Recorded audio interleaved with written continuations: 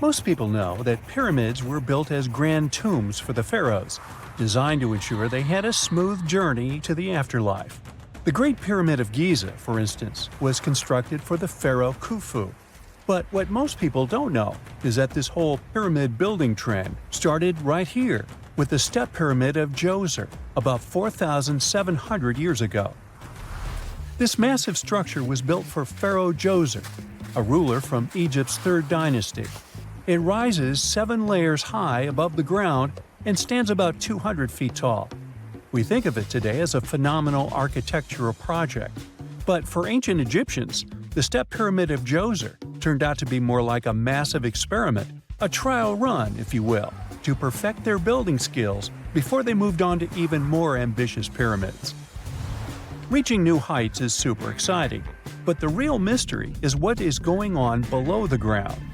In this pyramid's underground labyrinth, there is a network of tunnels stretching about 3.5 miles long.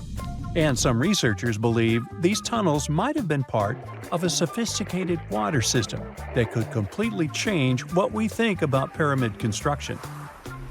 Let's talk about this massive complex located in Saqqara. Surrounding the pyramid, there's what's known as a dry moat, a continuous trench that is up to 164 feet wide and almost 2 miles long. It forms a sort of rectangular shape around the pyramid. This trench has an average depth of about 65 feet. Now, if you were to add up all the earth and rock they dug out to create this moat, it would be about 10 times the volume of the step pyramid itself. For the longest time, people just assumed this trench was nothing more than a huge quarry, a place where they dug up stone and clay to build the step pyramid. Makes sense, right? But when you take a closer look, it doesn't add up. The trench is too narrow and deep to be practical for mining, and its layout doesn't match anything we know about ancient Egyptian quarrying methods. Plus, some sections of the trench are actually covered with a rocky ceiling, which would have made it nearly impossible to use as a quarry. Another theory suggests that the dry moat had some kind of spiritual significance.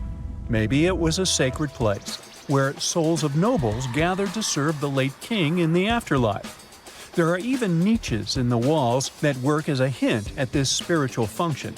But most researchers believe that this purpose likely developed much later, long after the complex was built for Djoser. So what was the moat really designed for? In 2020, a researcher came up with a pretty intriguing idea. It is possible that this trench was actually designed to collect and manage water, especially after heavy rainfalls. Now, that makes sense when you consider the location. The moat sits in an area that could easily have been flooded by runoff water from nearby plains. This could also explain why the trench wasn't used for new graves until much later when the climate became drier and less prone to flooding. The story becomes even more intriguing, as this trench appears to be part of a larger, more complex hydraulic system within the Djoser complex. It is like the trench has several compartments, carefully carved out of the rock and connected by tunnels. These compartments likely served as a part of a water treatment system, where water would flow from one compartment to the next, getting cleaner as it moved along. Now, here is where things start to tie into the pyramid itself. The Djoser complex has a series of underground shafts, and some researchers think that water from the moat's deep trench might have been used to power a hydraulic lift system, and this giant water-powered elevator could have been used to raise the heavy stones needed to build the pyramid. It worked like a volcano, but instead of lava, water did the heavy lifting. Imagine a big deep hole in the ground at the center of the pyramid site. Inside this hole, there was a huge wooden platform, kind of like a giant raft that could move up and down. When the workers wanted to lift a heavy stone, they would fill the hole with water. As the water rose, the wooden platform started to float up, carrying the stone with it, almost like a giant water-powered elevator. When the stone reached the right height, the workers slid it off the platform and onto the pyramid. The idea is that water from the deep trench, after being cleaned and filtered, would flow into these shafts. A massive float, possibly made of wood, would then rise as the water filled the shaft, lifting the stones up to where they were needed for construction. Once the stone was in place, they'd let the water out, lowering the platform back down to the bottom, ready to lift the next stone. This fancy hydraulic lift system could have been a game changer, making the whole building process a lot faster and more efficient without using a lot of workforce. It is like the ancient Egyptians were already embracing the whole idea of work smarter, not harder. But of course, not everyone is on board with this theory. Some experts argue that the area where the step pyramid of Djoser was built couldn't have held enough water from occasional rains to maintain such a fancy hydraulic system. The main theory suggests that, in the past, there might have been some kind of lake nearby that would have filled up after a period of rain, and this lake could have supplied water to the complex's hydraulic system. But there is no mention of such a lake in any ancient Egyptian writings, so it might be more of a what-if situation than a reality. And then there's the issue of the hard work itself. Remember when I said this method could have allowed the ancient builders to raise stones with far less effort? Well, that might not be entirely true. According to some experts, just building this hydraulic device would have required a lot more heavy work than simply moving the stone blocks using good old-fashioned manpower. And let's not forget, the step pyramid of Djoser is like a baby pyramid compared to those that came later. The stones used for Djoser's pyramid weighed, on average, about 660 pounds each, which is nothing compared to the more than 2.5-ton blocks used later for the pyramid of Chephren. If this cool water lift theory gets completely ruled out, we still need to explain how this pyramid was built in the first place. To answer that, we need to rewind a bit and talk about the original plans. See, before Djoser's tomb became a pyramid, the idea was to construct a simple mastaba. This type of tomb was pretty common in earlier periods, a flat-roofed, rectangular structure with sloping sides. But after the original mastaba was finished, they decided to expand it a bit by adding more layers on top. And then they added even more layers, until the construction reached 6 distinctive steps, each one smaller than the previous. And they probably did all this by raising those heavy stones using ramps, not a water-powered elevator. There is still so much we don't know about the step pyramid of Djoser. More research is definitely needed to fully understand how this system worked, or if it even existed at all. But the idea of using water to help build the pyramid adds a whole new layer to our understanding of ancient Egyptian engineering. It's a powerful reminder of just how clever and resourceful those builders were, using the natural landscape and the power of water to create one of the most iconic monuments in history. We all know some iconic symbols. The Statue of Liberty screams USA. The Eiffel Tower represents Paris. And this mask? Undoubtedly, it's Tutankhamun's, right?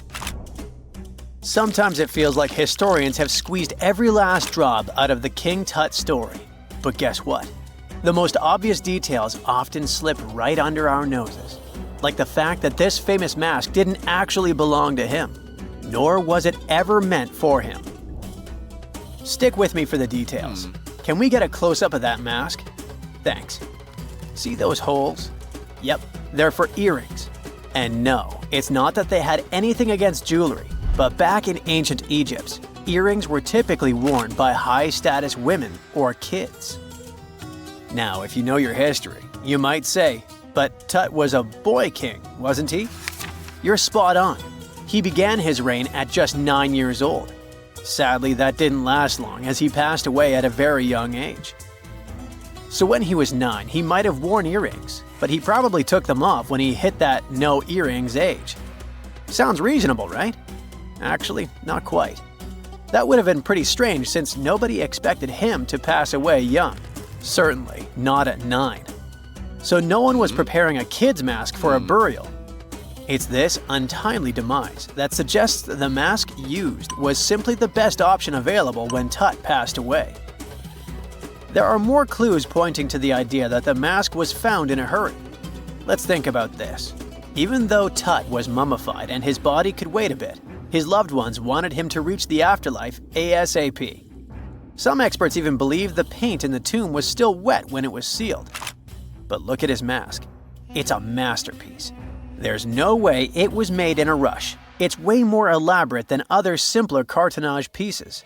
The renowned mask of King Tut stands 21 inches tall, adorned with precious stones, and features a golden beard that weighs 5.5 pounds, making the entire mask 22.5 pounds. Okay, I'm a bit confused here. So it seems like it was probably a kid's mask, but it had a beard? I've never seen a 9-year-old with a goatee, and I'm guessing you haven't either. Just think about it. A grown man's face compared to a kid's face. Fun fact for you, our faces pretty much stopped growing at the age of 16, so by 19, Tut would have definitely had the face of an adult man. Can you imagine trying to fit a relatively small kid's mask on a grown man? That would have been super embarrassing, and no one would have let that happen. Right, let's dismiss the kid's theory. Now, the second option, if you remember, is that the mask could have originally belonged to a woman. This is where the beard theory comes into play. Some researchers believe the beard might have been added later on. Here's another twist. What if the mask was actually made for Nefertiti herself, who ended up maskless? In this case, there are two discoveries. Two birds with one stone. For now, it sounds like a conspiracy theory, I know. But let's give it a shot and delve deeper into the details. So, Tut passed away in around 1323 BCE, probably due to malaria. He had other health issues too, like when he broke his leg, and records suggest he wasn't in the best shape. As for Nefertiti, we have no solid data about her demise. Plus, nobody knows exactly when or where she was buried. The supposed year when she passed away is around 1330 BCE, but she could have lived longer, and the mask was intended and prepared for her. Or maybe they just took her mask right from the burial chamber. After all, they were family. Well, sort of. She was said to be his stepmom, having been married to Akhenaten, who was likely Tut's father. But this is not 100% accurate. Some scientists doubt it. Ah, these ancient Egyptian families. It's hard to keep track of who's who. I know, you're not yet convinced that Tut wore a lady's mask. Let me share one more theory with you. Meet Howard Carter, the enthusiastic archaeologist who discovered Tutankhamun's tomb. It was located in the Valley of Kings outside Luxor and, to everyone's surprise, was nearly intact. When he entered, he noticed something odd. This didn't feel like a pharaoh's burial chamber. It was classy and all, but it had a vibe that suggested it was made for a woman. Typically, Egyptian pharaohs had larger tombs that suited them better, and even more strangely, it was oriented to the right of the entrance. This didn't add up. That orientation was typical for female chambers, which Egyptian queens used. Another red flag was that the chamber appeared to have been built in stages, and all the artifacts, around 2,000 of them, seemed hastily placed there. Even more curious, they looked like they were meant for other royals. Carter discovered this burial site in 1922, but it remained a mystery as to why it was so bizarre. Almost a century later, Nicholas Reeves thought he may have solved the puzzle. He claimed that King Tut might not have been the original resident of the tomb. Instead, he suggested that the undisturbed resting place of the legendary Queen Nefertiti could be hidden behind the walls of the boy king's burial chamber.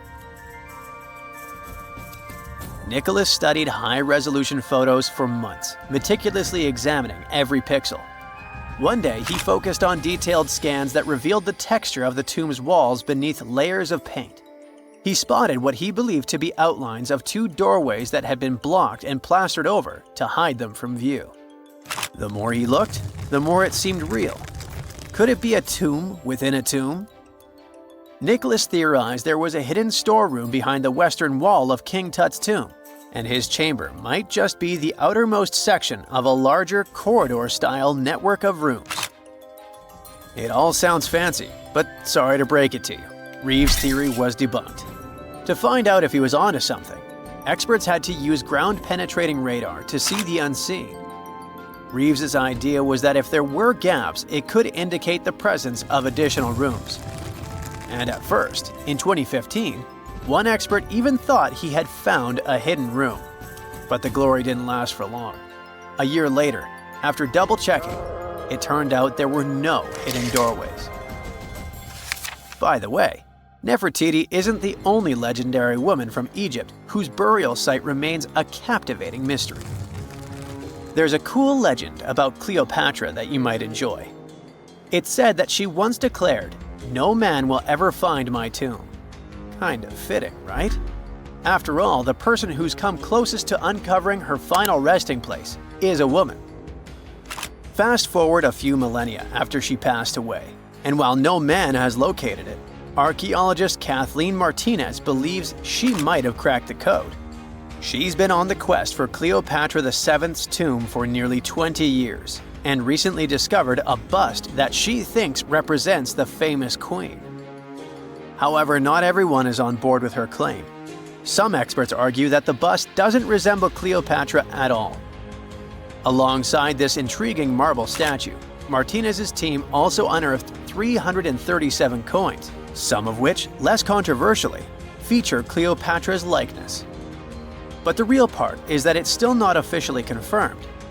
There's no doubt about the existence of the small bust. It's carved from white marble, fits in one hand, and shows a woman wearing a royal crown, according to a translated statement from the Egyptian Ministry of Tourism and Antiquities. The big question, though, is who it actually depicts. While Martinez insists this statue is a representation of Queen Cleopatra VII, many other archaeologists argue that the facial features don't match, suggesting it likely belongs to a princess instead. Sorry, I can't resist the temptation of breaking the magic for a moment. Some folks believe that the whole idea of "no man will find my tomb" is misunderstood. Even if she did say it, what she probably meant was "no living soul," and it wasn't about gender at all. It can as well be just a beautiful legend. Toodaloo! It's dark, and it's hot, and it's difficult to breathe deep underground in Karowe Mine in the heart of Botswana. It's been countless hours since your shift started, and yet another rock in your hands doesn't look promising. On the other hand, there is a tiny chance that it's the largest diamond you've ever found. You decide to inform your Canadian bosses from Lucara Diamond Corp.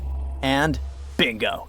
The stone you found turns out to be a breathtaking 2,492 carat diamond, the second largest ever found.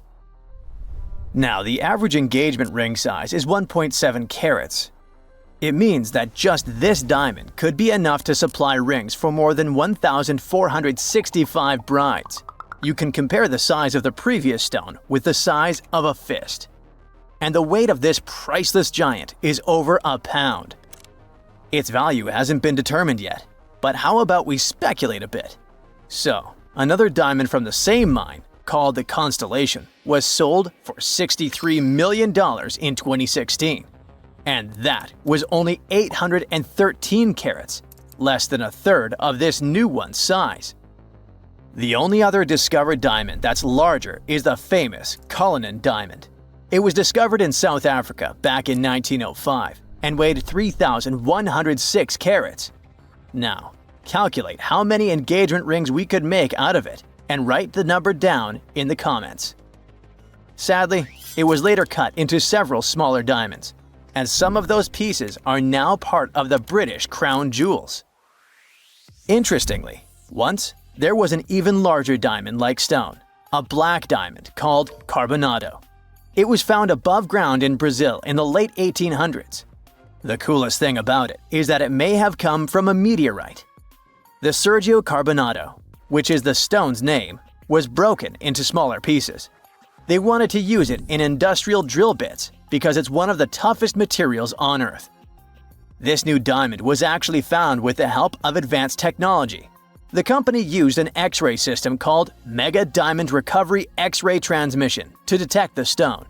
This isn't the first record-breaking diamond Lucara has found at the Karowe mine. Back in 2019, they discovered the Sewelo diamond, which was 1,758 carats. At that time, it was the second largest diamond in the world. Luxury brand Louis Vuitton later purchased the gem for an undisclosed sum. And before that, in 2015, they found the Lasceti La Rona diamond at the same mine. It weighed 1,109 carats and brought the company $53 million in 2017. Diamonds aren't the only amazing thing you can find in the ground. The better and deeper you dig, the rarer objects you're likely to discover, like an ancient lipstick, for example. It might be the oldest lipstick in the world since it's about 5,000 years old. This deep red lip paint was found in a stone vial in southern Iran. The vial actually popped up in 2001, but it took researchers until recently to figure out what it really was. Because it's not like modern lipstick in a tube, people likely applied it with a brush. Researchers are happy, since this find could give us a glimpse into what women from the Bronze Age might have done to stand out.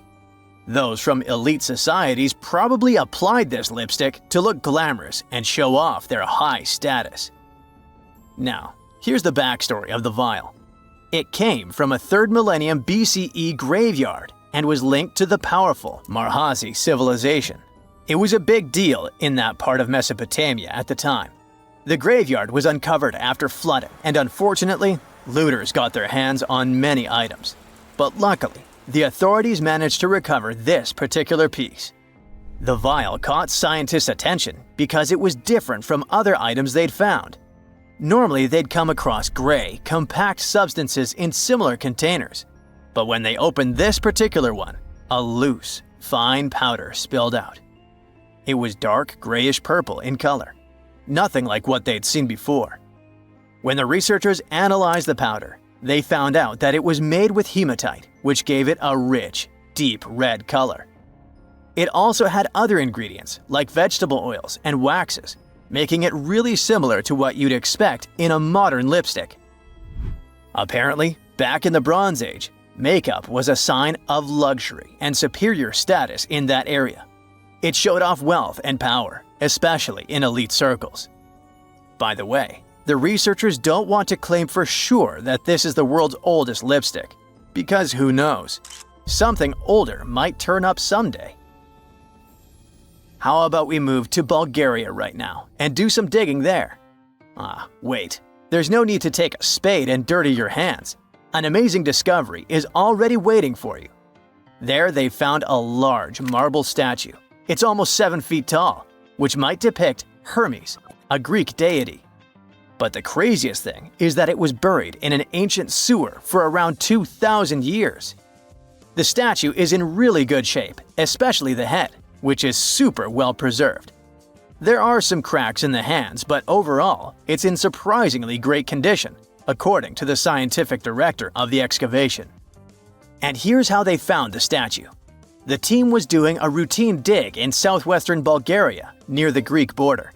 This area used to be part of the ancient city of Heraclea, which dates back to the 4th century BCE.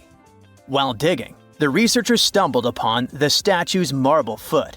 From there, they carefully uncovered the rest of it. It was a total surprise for them, since they didn't expect to find anything like this. Right now, the team is working on safely removing the statue from the sewer. It's really heavy, so they're using a crane to lift it out and transport it to the History Museum in Petrich.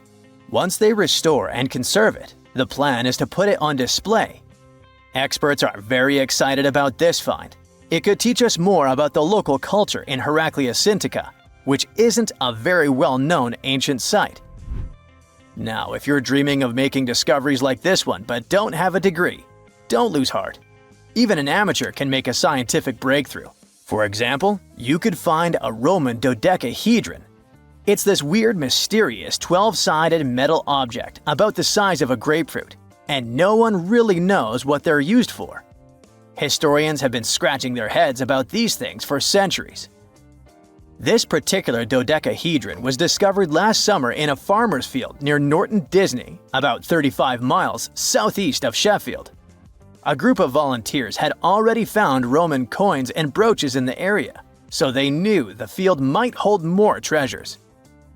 A geophysical survey had shown areas underground where the Earth's magnetic field was disturbed, hinting that something might have been hidden there. the team started digging trenches during a 2-week excavation. On the second to last day, in Trench 4, someone spotted the dodecahedron. Richard Parker, the group's secretary, was nearby making tea when he heard the shout. He said they were all shocked because they hadn't found much metal, and then, boom, that awesome artifact simply popped up. The extra cool thing about that dodecahedron was that it was complete, which is rare. Many others found before were broken or incomplete. Plus, it's larger than usual. Roman dodecahedrons can be as small as a golf ball, but this one is closer to a grapefruit. Now, the dodecahedron is on display at a local museum. So far, over 100 Roman dodecahedrons have been found in northwestern Europe, mostly in former Roman territories like the Gallo-Roman regions. They date back to somewhere between the 1st and 3rd centuries CE. Each one is a hollow metal shell, usually made of bronze. It has 12 faces, with differently sized holes on each face. Around the holes, there are concentric rings imprinted into the metal, and at every corner where the faces meet, there's a small stud. There's no writing on them, and nothing in Roman texts mentions them at all. That's why nobody knows what these dodecahedrons were for. There are loads of theories.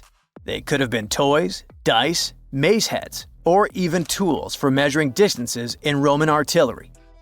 Some people even think they were used for knitting gloves or even figuring out dates using the stars. But most of those ideas don't really hold up, so the mystery remains.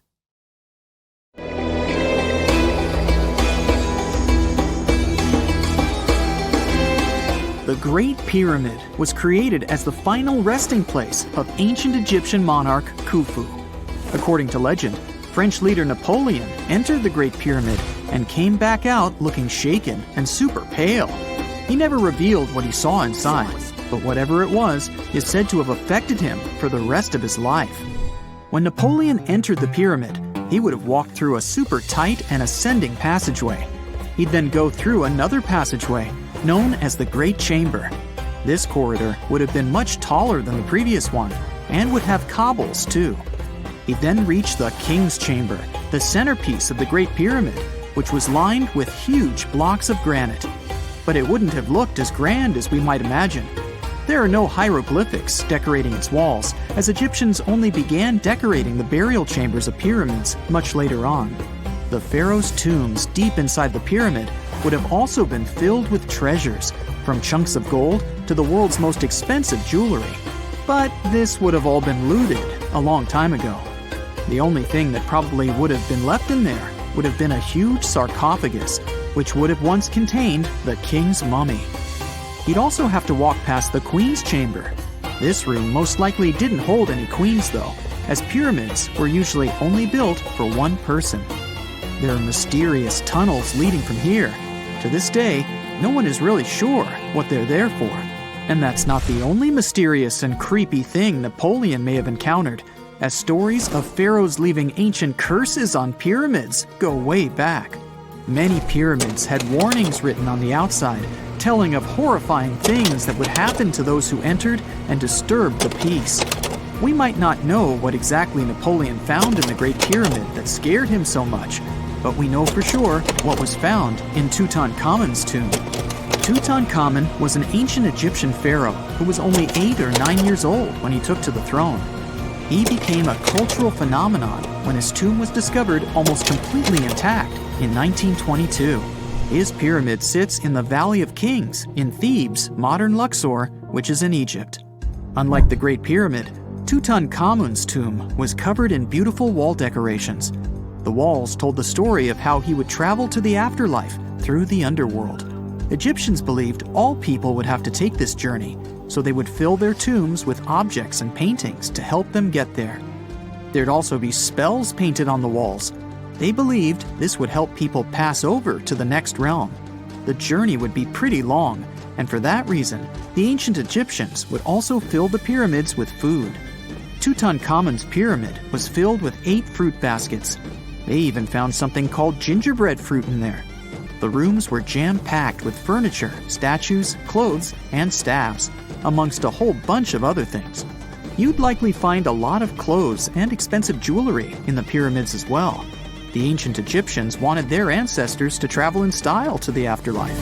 They put Tutankhamun in his final resting place with over 50 pieces of clothing, all of the highest quality. There were tunics, scarves, gloves, and headdresses, and a ton of jewelry. Bracelets, pendants, necklaces, rings, and scarabs for protection were all found inside. Each of them was made of gold or precious stones. There were also fans made of ostrich feathers to keep the old pharaoh cool in the hot Egyptian sun.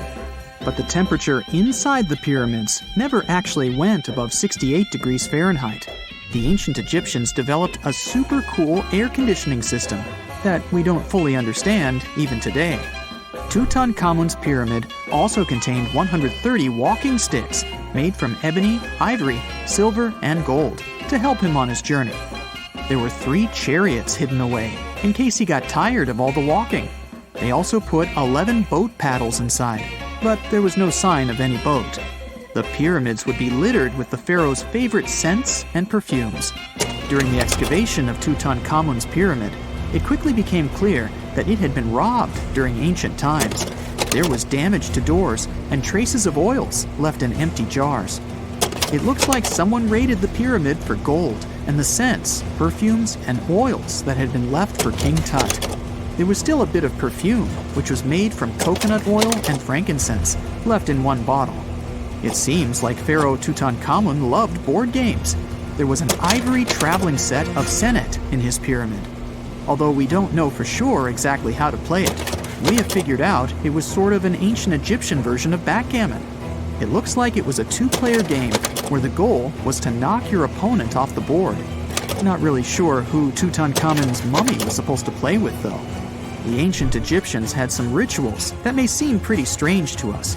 For example, they used to shave their eyebrows off if they ever lost a cat. So it's not too surprising they put some really weird things inside pyramids. Archaeologists discovered a collection of mummified cats and scarab beetles in pyramids that date back more than 4,000 years. They were found in the pyramids of Saqqara, which is south of Cairo. They also found a bunch of makeup kits and mirrors inside. Makeup was worn proudly by both men and women in ancient Egyptian times. Eyeliner was the most popular cosmetic. The Rosetta Stone was one of the best discoveries ever made in pyramids. It was found by our man Napoleon Bonaparte and his team. It's a black granite rock that dates back to 196 BCE. It's transcribed in Greek, Demotic, and hieroglyphic. When it was translated in 1822, we got the key to understanding ancient Egyptian hieroglyphics for the very first time. The discovery of Queen Hatshepsut's mummy in 1903 changed our understanding of the Egyptians forever. After she had passed away, her successor, Thutmose III, removed most of the evidence of her reign, so we basically knew nothing about Egypt's first great female leader. She's now gone on to become one of the few and most famous female pharaohs of Egypt.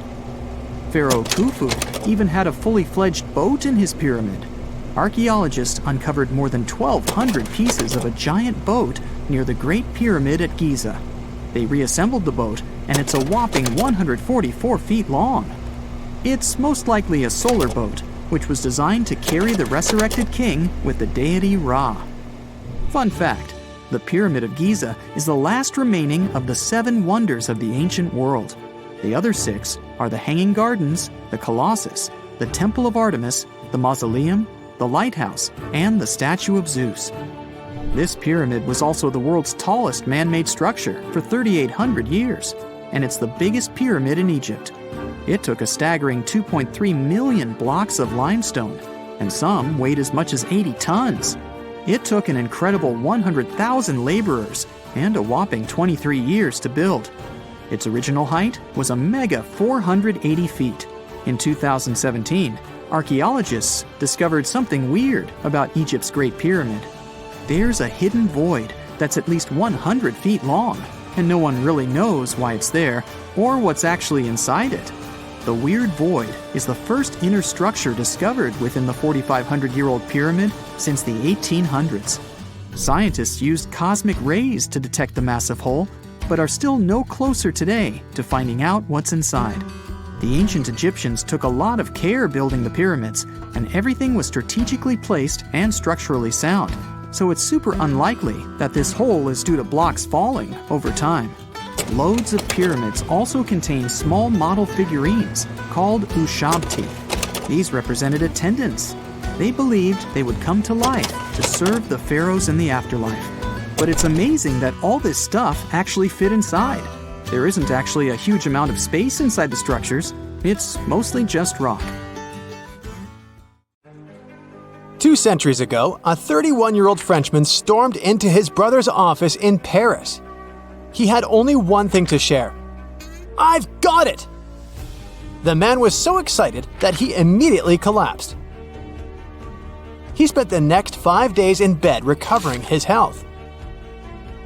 Who was this mysterious person, and why was he so thrilled? Jean-François Champollion made one of the greatest scientific breakthroughs in human history. He had cracked the code of Egyptian hieroglyphs. This enabled scientists to finally unravel the secrets of this ancient civilization. They weren't able to read hieroglyphs for nearly 2,000 years. After the Romans took over Egypt, the intricate writing system slowly faded away from people's minds. The last of the hieroglyphic texts date back to the 4th century. For thousands of years, Egyptians used images to show their lives. But the knowledge of how to read these pictures was lost to modern science. The story of hieroglyphs began in 3250 before current era. That's when ancient Egyptians developed writing. Their motivation was to better organize the distribution and storage of goods. One of the earliest examples is a ceramic jar that had an inscription in black ink. There were 2 major writing systems. The first were the hieroglyphs, which literally means sacred carving. Egyptians carved hieroglyphs in stone on temples, tombs, and similar monuments for 3,000 years. They present a system of pictorial texts. A pictograph is a picture or a drawing that stands for an idea of a word. It's a precursor to the true writing as we have it today. For example, when Egyptians wanted to write ibis, they would draw a small image of the bird. Hieroglyphs can be found on walls. They were a formal way of writing. The other writing system was hieratic. Egyptians mostly used it when writing on papyrus. That's an early, thicker form of the paper we have today. It soon evolved into demotic. This improved version became the most common writing systems in ancient Egypt. Then, in the early 4th century BCE, Alexander the Great took control of Egypt. This was the time when the Greek Ptolemaic dynasty ruled the country. You've probably heard of the last ruler of this dynasty, Cleopatra. During her time, Egyptian Demotic and Greek were used side by side. The two started mixing, and by the year 100, a new language emerged, Coptic. It slowly replaced the ancient writing system. Only Egyptian priests used hieroglyphs for the next couple of centuries, and then their meaning was lost to history. But not forever. Arabs were the first who tried to solve the mystery of the hieroglyphs. Medieval travelers came across these strange symbols and wanted to understand their meaning. They consulted speakers of Coptic and translated text from Greek and Latin into Arabic to break the code of the hieroglyphs. During the Renaissance, Europeans also became fascinated with the legacy of ancient Egypt. Scholars from the Old Continent believed that hieroglyphs were a group of symbols as opposed to a written language. This was all about to change in 1799. A year earlier, Napoleon, the famous French ruler, arrived in Egypt. His subordinates constructed a fort that dated back to the 15th century. Rashid, or Rosetta, was a port town in the northeast of Egypt, near Alexandria. One section of the old fortification wall contained an interesting slab inside. The stone tablet was made of a granite-like rock. It was just 40 inches high and 30 inches wide. It contained 3 distinctive sections of text carved into it. The letters were in 3 scripts and 2 languages: hieroglyphs, Demotic, and Greek. It was a fragment of a larger ancient stela.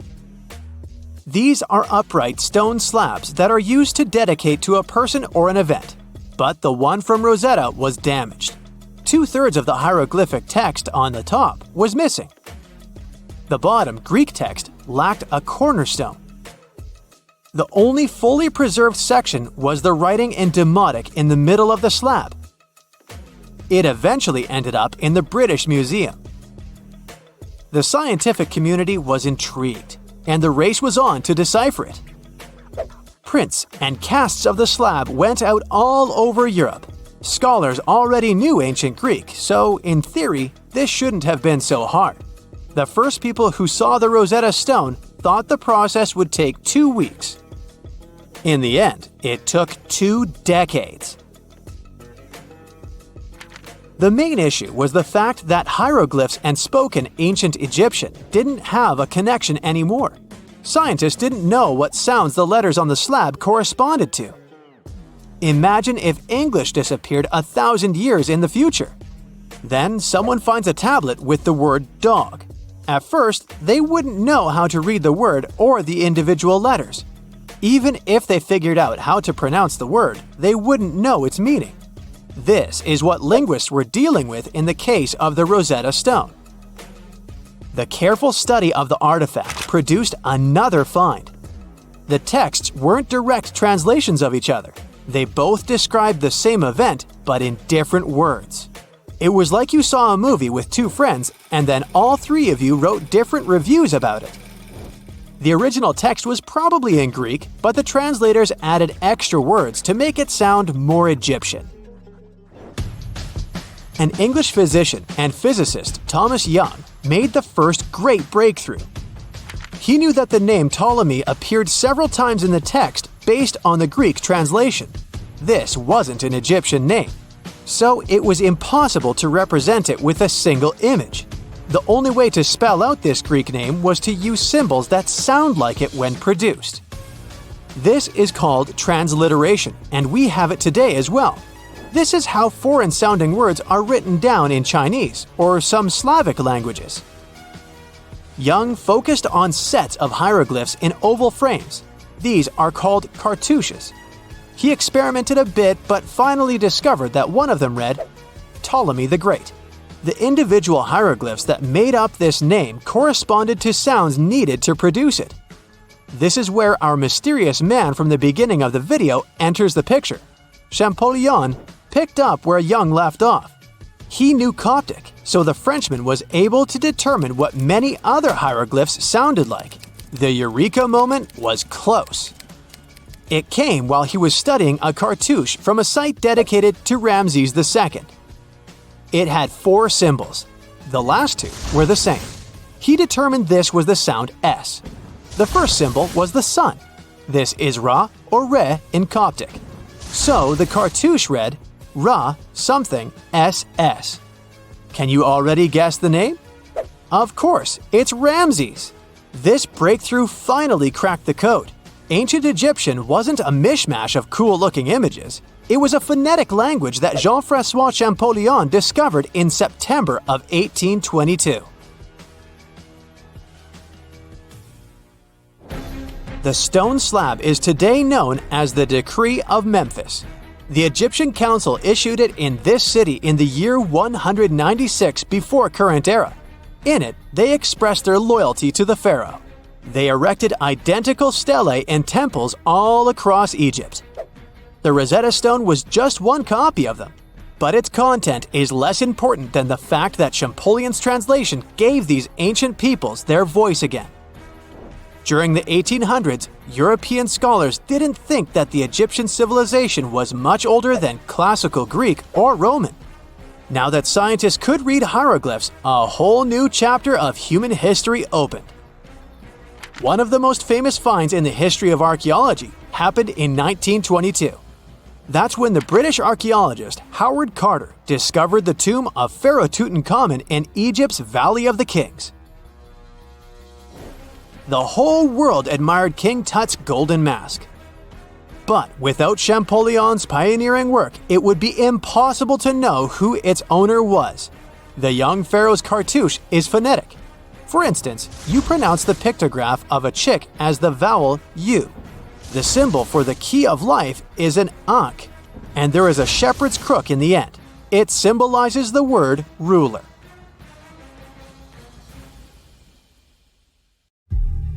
Unlike many other ancient Egyptian burial grounds, King Tutankhamun's tomb stayed hidden and free of unwanted thieves for 3,000 years. One reason was that the tomb was smaller than average and tucked away in a place called the Valley of the Kings.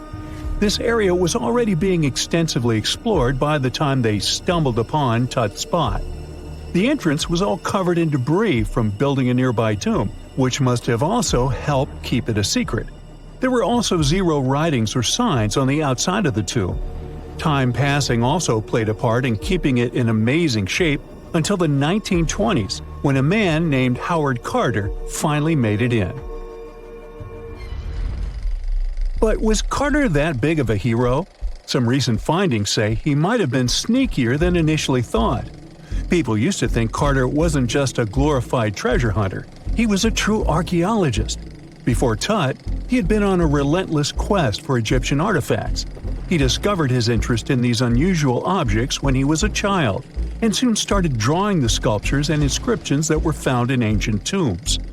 After stumbling upon the remains of King Tut, Carter spent a decade recording and processing all sorts of objects, like golden thrones, chariots, and statues from Tut's tomb, shipping them down the Nile to Egypt's museum in Cairo. Well, at least that was the official story. More recent discoveries claim that not all of the objects made it to Egyptian officials. A secret letter seems to uncover Carter's little 10 for them, 1 for me policy. The letter in question was sent to Sir Alan Gardiner, a philologist and friend of Carter's, dated from 1922. In these writings, Carter mentioned having found the tomb and was asking his buddy for some advice. In another letter from 1934, Gardiner seems to be thanking Carter for an amulet, which was sent to him as a thank you gift. Carter was adamant that it didn't come from Tut's tomb, but evidently it did. Even the British director of the Egyptian Museum was onto Carter's sneaky endeavors, but couldn't prove it. He compared Gardiner's amulet to others from Tut's tomb, and lo and behold, they were a perfect match. Gardiner was so disappointed to have been put in such a sticky situation that he vented to Carter in another letter. Deciding to be a good friend, Gardiner didn't throw the famous archaeologist under the bus. Instead, he advised Carter to take those stolen goods back to Cairo, just like he'd advise you to like this video and subscribe to the Brightside channel for more amazing videos on the most unique topics in history. It's not the only shady piece of information on Carter's post-discovery behavior. In 1947, a man named Alfred Lucas, who used to work with a controversial archaeologist, gave some information in an obscure journal in Cairo. He claimed that Carter sneakily cracked open the burial chamber door himself. Then he sealed it back up like nothing had happened before the official uncovering. Now, why would he do that? Well, the same theory suggests that Carter and his crew might have entered the tomb early so they could get their hands on some ancient goodies. Obviously, these people couldn't risk having such objects sold while they were still alive, but made sure they were auctioned off after they passed. Carter, though, never confessed to anything. He made no official denial either, but the Egyptian government couldn't risk any more mysterious disappearances, so they prohibited him from entering the tomb for a while. Some have connected this apparent stealing to the curse of King Tut. If you've never heard of it, know that it became quite the scary tale soon after King Tutankhamun's resting place was uncovered. It claimed that anyone messing with the tomb of the boy pharaoh would face some serious bad luck. It's not all dramatic like a mummy going on an aggressive spree, but word got out that the people involved in disturbing King Tut's lair met some mysterious, untimely ends. The main untimely passing related to this supposed curse is that of George Herbert, the 5th Earl of Carnarvon. He was this British aristocrat who helped fund the search for the tomb. He passed away just a year after the tomb was opened. Now, people love to call it mysterious, but it turns out that Herbert was already in pretty bad shape health-wise when he got to Cairo, and he ended up getting taken down by a regular disease. Now, let's talk numbers. There were a lot of people linked to this tomb opening: security guards, archaeologists, and supporting staff. And sure, a few of them did pass not long after the tomb started receiving visitors. As much as we'd like this curse to be true for the sake of, good storytelling, statistically, if you have a bunch of people connected to opening a tomb, you'd expect some passings just by random chance. The average lifespan for those supposedly targeted by the ancient curse was more than 20 years after the spell was supposed to kick in. Herbert's daughter even lived until the 1980s, that's half a century later. And Howard Carter himself lived until 1935, a solid 16 years after the big reveal. Some have suggested that the whole curse was nothing more than a careful PR strategy. You see, when Tut's tomb was found, Howard Carter wanted to make a priority out of keeping nosy reporters away. So he might have come up with a curse hanging over anyone entering the boy king's resting place. But what was stolen from King Tut's tomb anyway? Well, some jewelry to begin with. It might have been snatched by Howard Carter himself, according to a French specialist. He did some intensive research by looking at old pictures taken from inside the tomb back in the 1920s. He compared those images to various objects from museums and auction houses. He soon started to piece together the whereabouts of some of Tut's jewelry. First up, there's this collar that used to be on Tut's chest. It was all broken into pieces, and some parts went via Carter to the Nelson Atkins Museum in Missouri. Meanwhile, other bits ended up on a necklace owned by some unnamed people who tried to sell it in 2015 but failed. Even the Nelson Atkins Museum agrees, as they've confirmed the information on their website. Then there's a headdress piece. Some beads from it that once belonged to Tut apparently got stolen by Carter too. They were also strung into a necklace and are now being held at the St. Louis Art Museum. Another fancy collar made out of glazed ceramic magic spent some time at the Met, far away in New York. Thankfully, it was sent back to Egypt a bit over a decade ago. This seems to have been, as you'd expect by now, also stolen by Carter. Missing artifacts aside, King Tut still gave a ton of amazing objects that helped us learn more about this incredible ancient culture. Starting with the famous burial mask. It's this massive 21-inch gold art piece with semi-precious stones and glass paste. It weighs 22 pounds and showcases the boy pharaoh with a long beard and a headdress with a cobra and vulture. On the back, there's this spell from an important ancient Egyptian spiritual book that's supposed to make sure it works just as well in the afterlife. Tut was also apparently a board game enthusiast.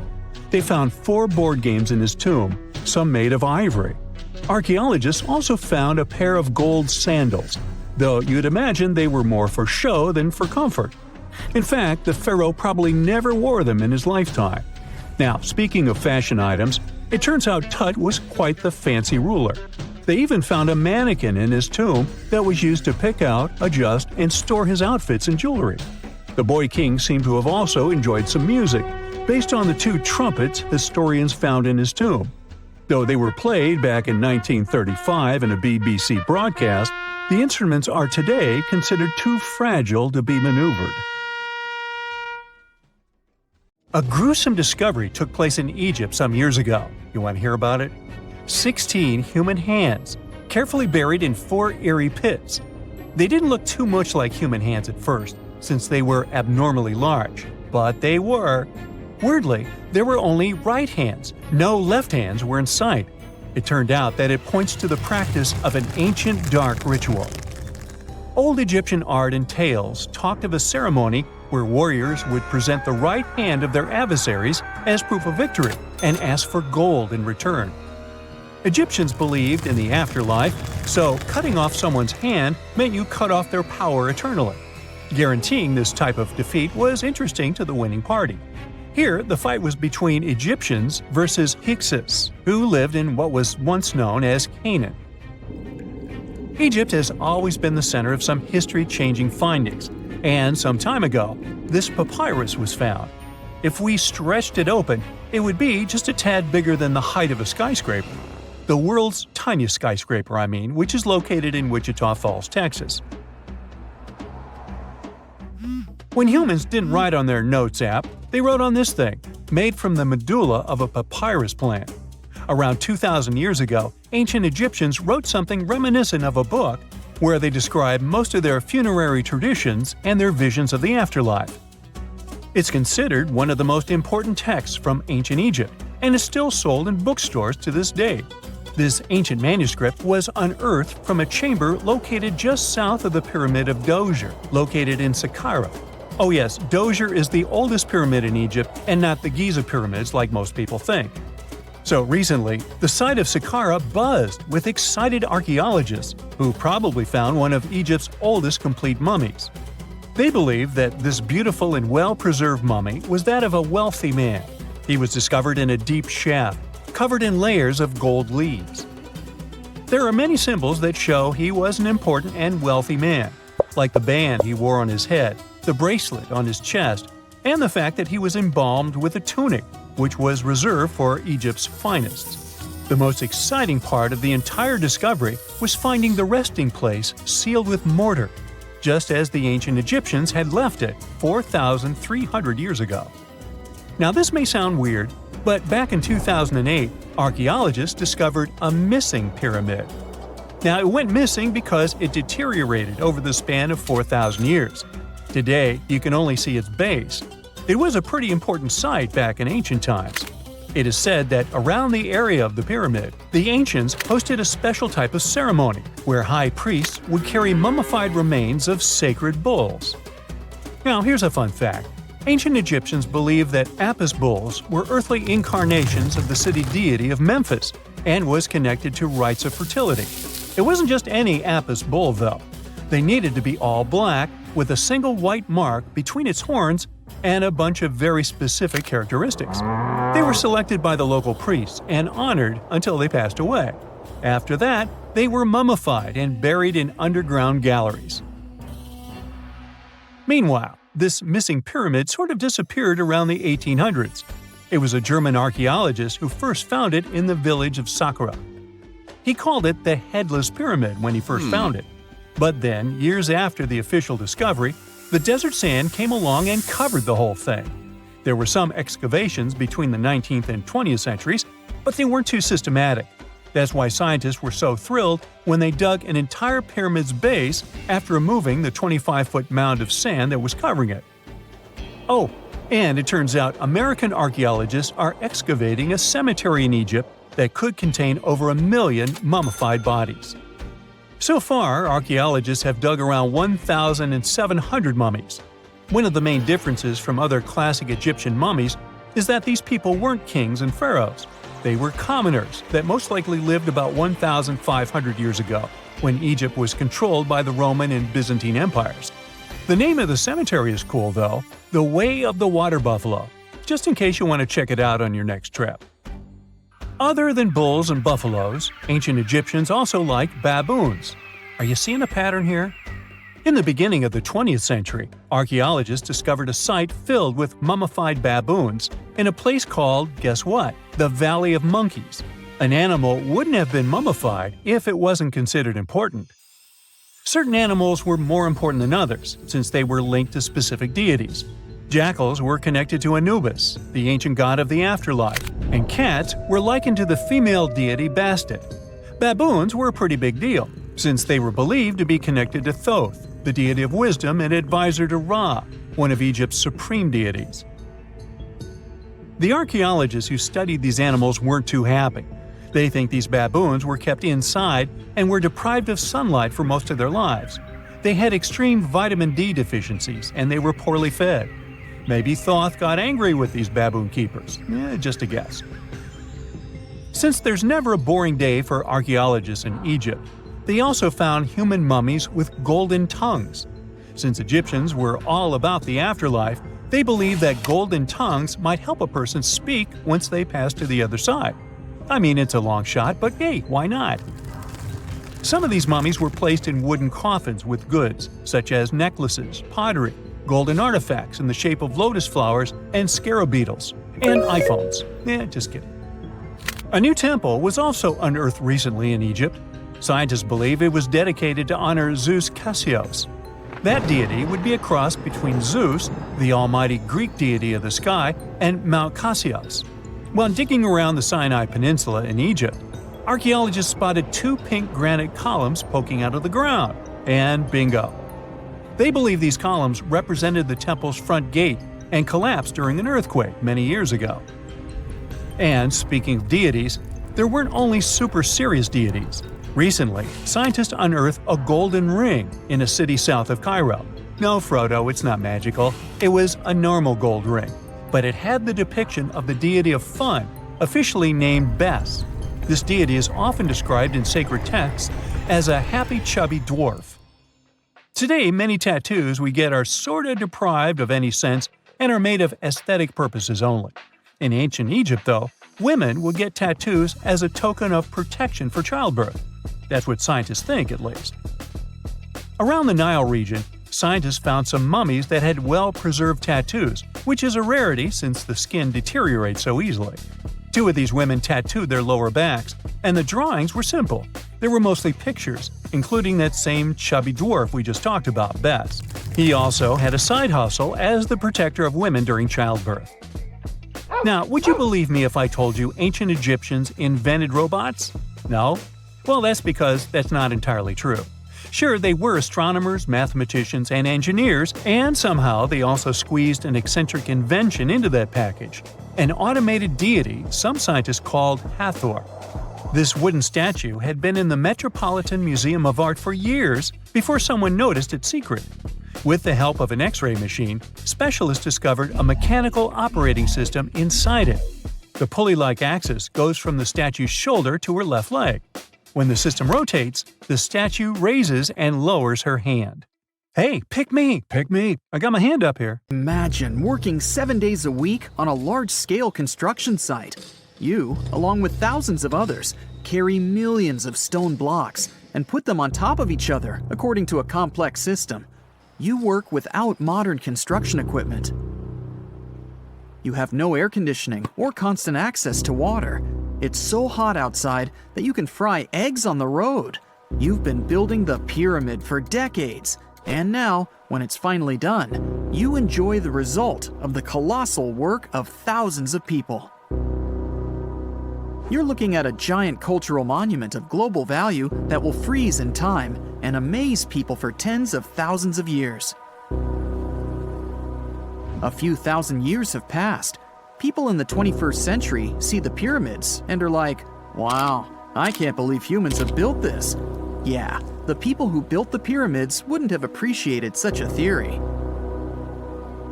But actually, there are reasons to believe that people built it using some fantastic technology. From the outside, it seems the Great Pyramids are just big triangles of stone. People just put some heavy blocks on top of each other, and that's it.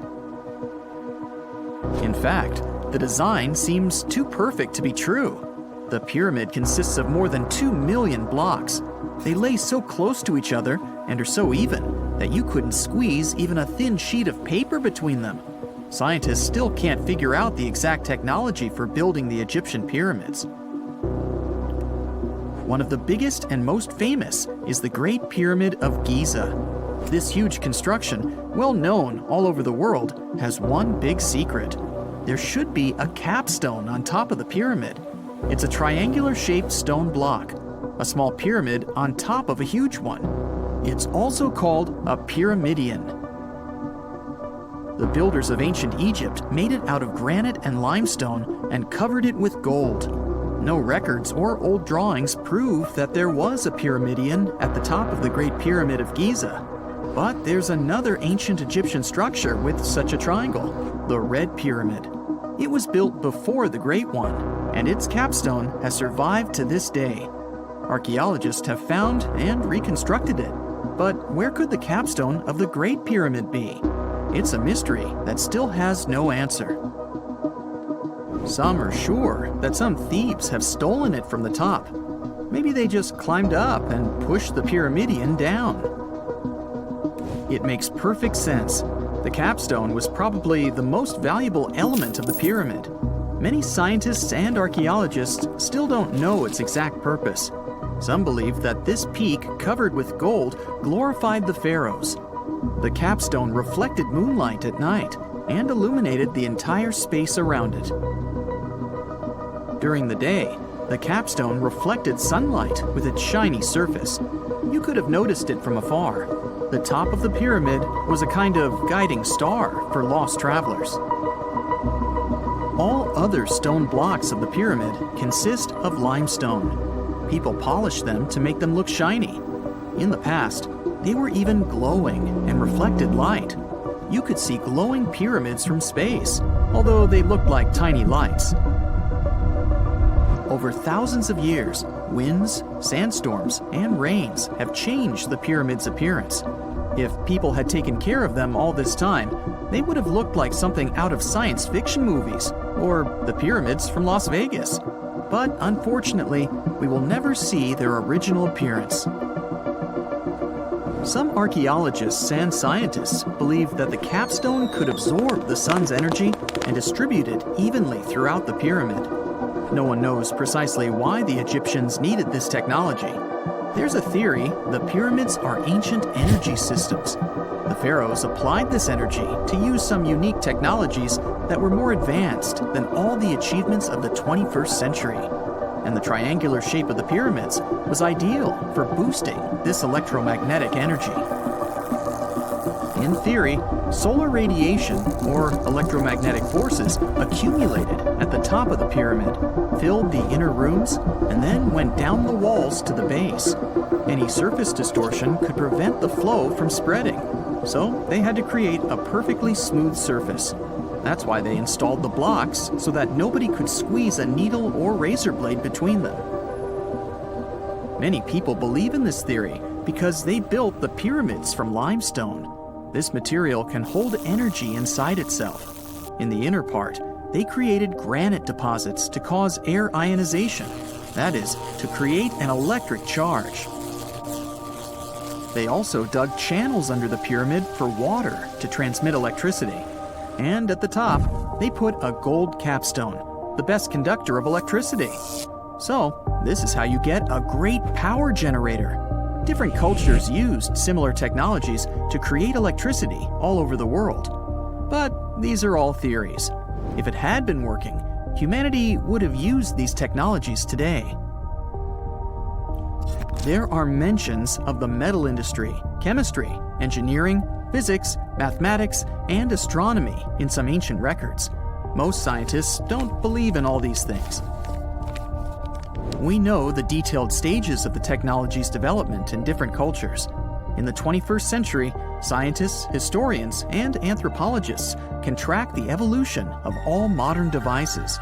If people had created some technological inventions in ancient times, the history of the world would have looked different. Perhaps all the achievements of antiquity could have been wiped off the face of the earth by global cataclysms. And it can happen to us. Just imagine how people would dig up a laptop in 5,000 years. Perhaps they wouldn't understand what kind of device it is. Another Egyptian wonder surrounded by mystery is the statue of the Sphinx. The Egyptians carved it out of a single massive piece of limestone about 4.5 thousand years ago.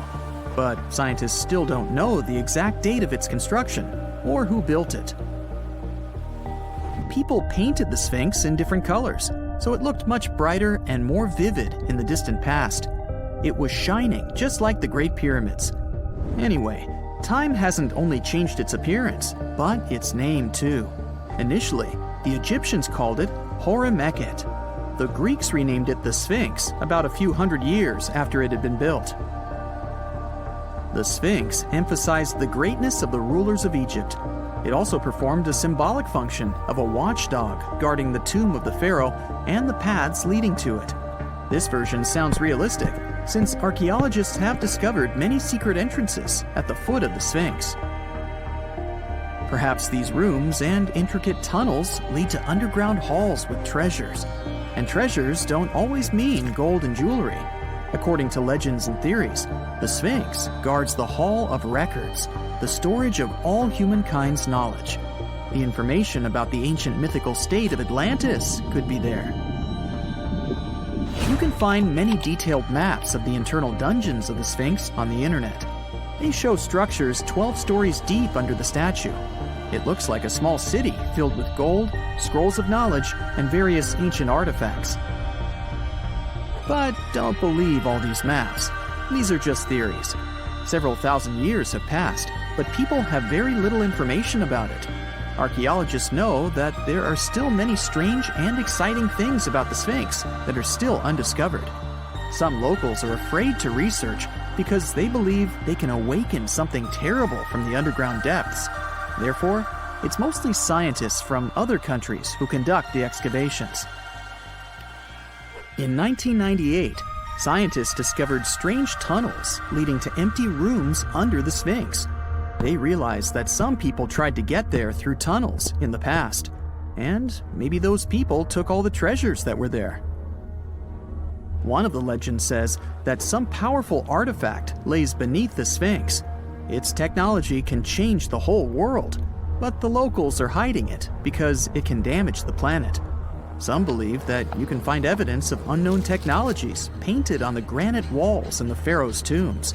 But most likely, these paintings and signs tell us the myths and legends of ancient Egypt.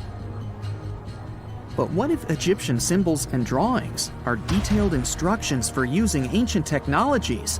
What if the locals that lived at that time thought, people in the future won't be able to get energy themselves. Let's leave some detailed instructions for them. Anyway, there are many riddles and theories.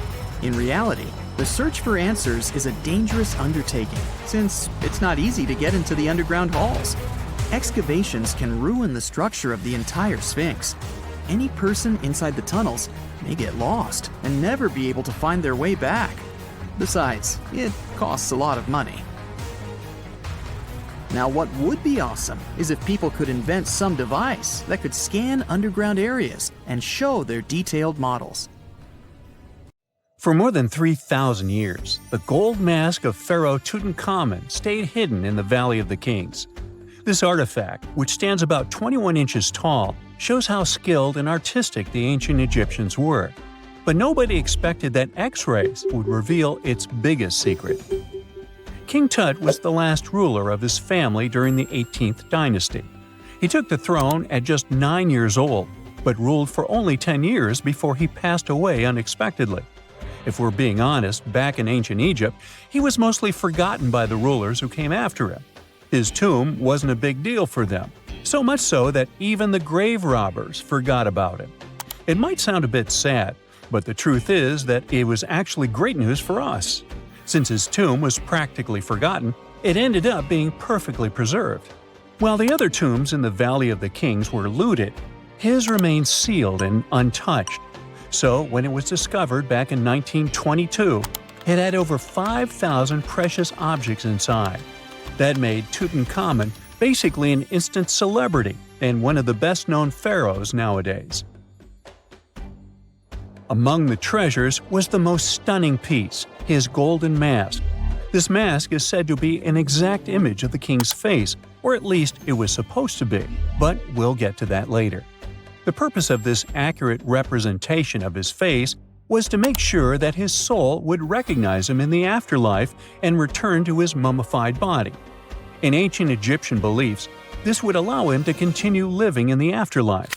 The details of the mask clearly looked incredibly difficult to create, but people didn't realize how complex it truly was until many years later.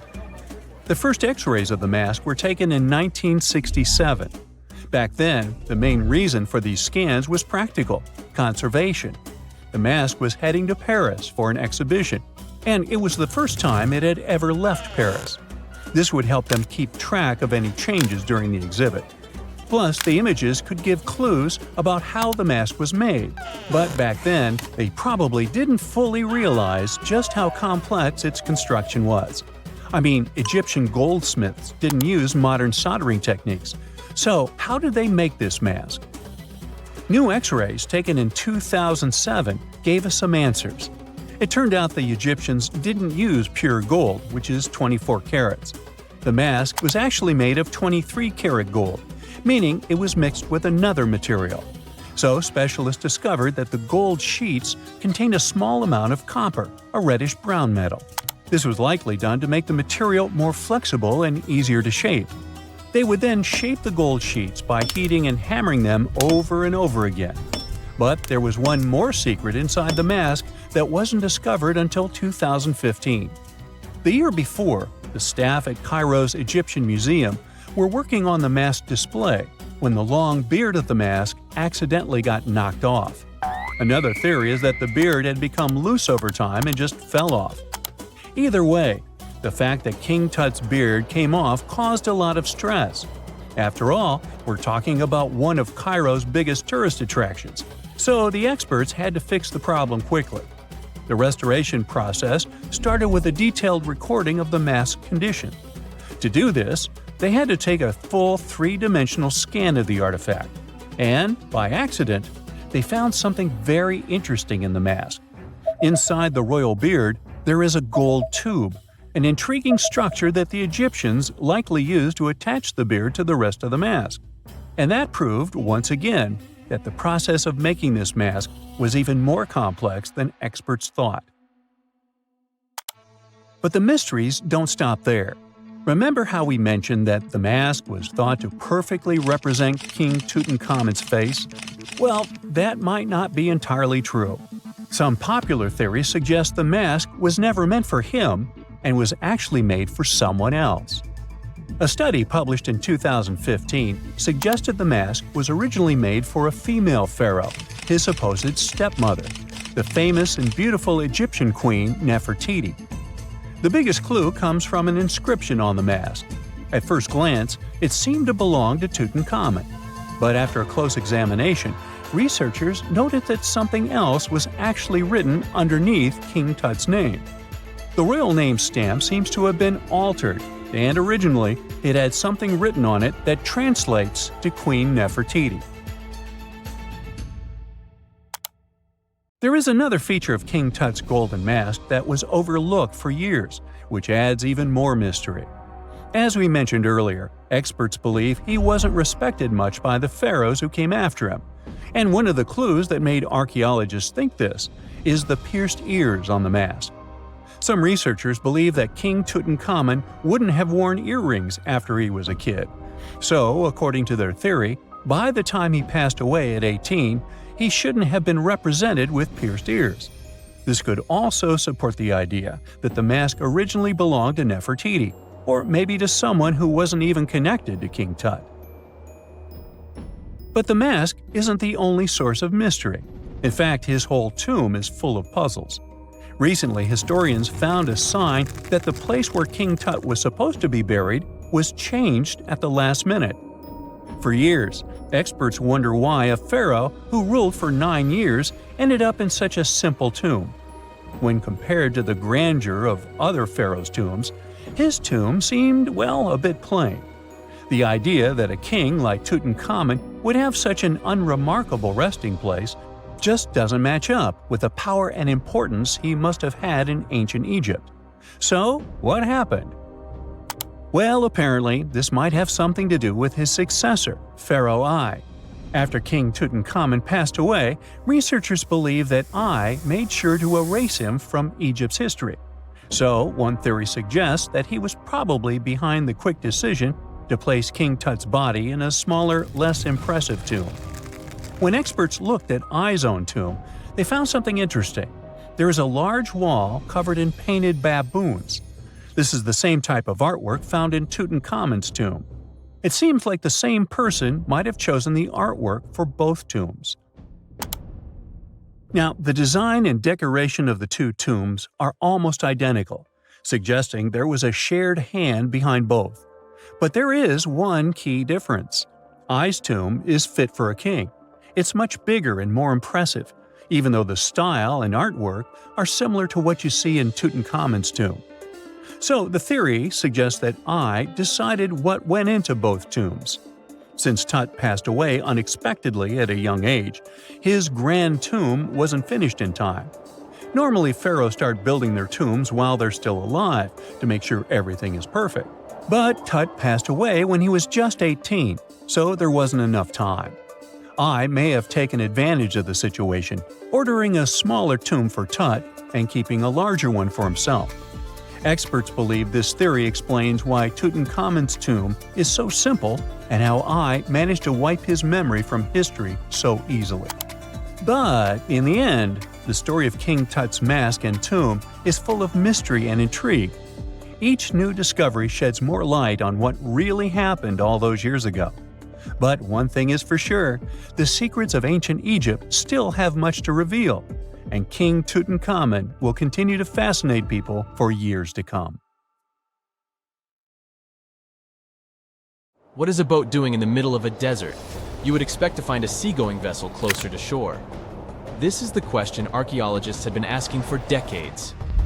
In 1988, there was a storm near one of the most important archaeological sites in ancient Egypt. A wooden structure emerged from the sand. It was hollowed out by termites. Scientists were determined to solve its mystery. In 2000, they began excavating the site near Abydos, Ubidos. An American team of experts soon discovered a boat that was 70 feet long, and it wasn't alone. In total, there were 14 boats neatly resting next to each other. It was impossible to completely dig out the boats because of their poor condition. Luckily, the wood was preserved enough to get a sample. Analyses revealed that the boats were around 5,000 years old, the oldest fleet in human history to this date. The time of their construction predates the pyramids at Giza by half a millennium. Each ship of the fleet rested in a vault that matched its dimensions. The room was roughly a third of the size of a tennis court. It had mud brick walls that featured more than 120 drawings of boats. Ancient Egyptians incised them on whitewashed walls that were excellently preserved. Scientists have known about these mysterious chambers for well over a century. 1901, 1902. A British archaeologist, Arthur Weigel, stumbled upon a strange structure west of the River Nile. His team caught a glimpse of the interior walls. Sadly, a section of the roof collapsed, so they had to call off further exploration. Researchers abandoned the site, but its location remained on the maps. The boat's position first led scientists to think that they rested on a bank of the mighty Nile. But there was a problem with this theory. Today, the river flows almost 7 miles west of Abydos. Further studies of the surrounding terrain showed the Nile didn't change its course throughout history. Also, if the boats floated near a dock, they would be in unstable positions. The 14 vessels at Abydos were perfectly parallel to each other. There was only one conclusion possible. Someone had deliberately placed them like that. They must have gone through a lot of effort. Each boat had enough room for up to 30 rowers. These vessels could really float. They weren't models, but scholars still don't know if they actually sailed any body of water in ancient Egypt. This doesn't diminish the importance of the find. Previously, archaeologists found only small-scale models. In King Tut's tomb alone, there were 35 boat models. For a long time, these figurines were the only clues as to how ancient Egyptian vessels looked like. The boat's design confirms that they were the real deal. They are the earliest surviving examples of something called built boats. Ancient people constructed primitive vessels by hollowing out large tree trunks. The alternative was reed that was tied together to form a raft. The boats at Abydos had planks tied together. This was a major breakthrough in shipbuilding. During their lifetime, the boats must have seemed impressive. Timber was a valuable commodity at the time. There was no wood in the desert.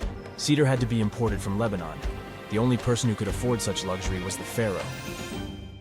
Studying the area around the ancient fleet provided more answers. Scientists discovered a mud brick structure where Egyptians worshipped the pharaoh. Its approximate date of construction matches that of the wooden boats. The same bricks out of which this building was made were used to encase the fleet. At the time of their construction, the rooms they were stored in had a ceiling. That's the section that archaeologists stumbled upon in the early 20th century. Just like mummies and coffins, these marvelous ships rested inside splendid vaults. The exterior of these rooms was also impressive. The outer walls originally had a plaster of white limestone. It reflected sunlight. In the desert sun, the structure housing the boats must have shone from miles away. Ancient Egyptian builders used the same technique to cover the pyramids 500 years later. Today, their surface looks jagged, but it wasn't always like this. When they were constructed, the pyramids had a top layer of fine white limestone. Their surface was smooth and it gleamed in the sunlight. Instead of stairs, the outer layer of the pyramids was more of a sleek ramp. Archaeologists were left with one final question. Which pharaoh owned the fleet? The answer lay just a mile from the site. This is where the tomb of a pharaoh from the 5th dynasty rested, King Senwosret III. Its time and style of construction matched the ones of the chambers with boats. The very end of his rule might explain how the boats ended up in the middle of the desert. The pharaoh probably passed away in northern Egypt. Then his body was transported down the Nile to Abydos in a marvelous procession of decorated boats.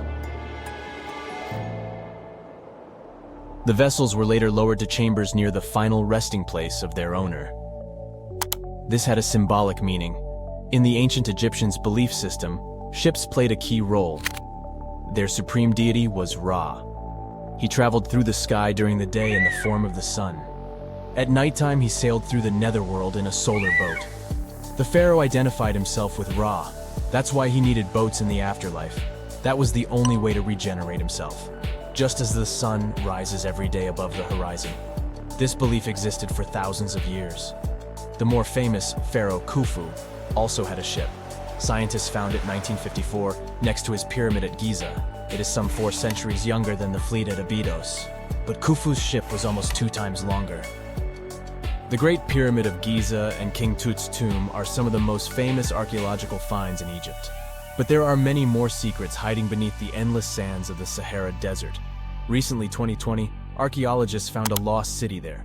They have labeled it as the most important discovery since King Tut's tomb, 1922. The city of Aten is some 3,000 years old. Historians hope it will give them a unique insight into the everyday life of ancient Egyptians. The famous archaeologist and Egyptologist Zahi Hawass proclaimed the site a lost golden city. Aten sits some 300 miles south of Egypt's capital, Cairo. It is close to the famous Valley of the Kings. Archaeologists first found sections of mud brick walls that spread out in all directions. They discovered complete rooms with tools of everyday life inside. The research team unearthed a bakery, a residential neighborhood, and an administrative district. They all date back to the time when the Egyptian civilization was the wealthiest in its long history.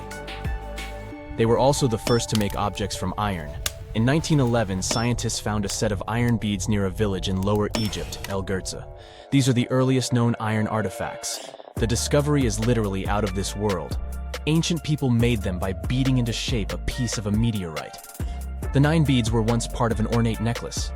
They are now blackened and corroded, which is perfectly normal for a piece of jewelry that is over 5,000 years old. They consist of an iron-nickel alloy. Researchers were impressed by the skill of ancient jewelers who processed the beads.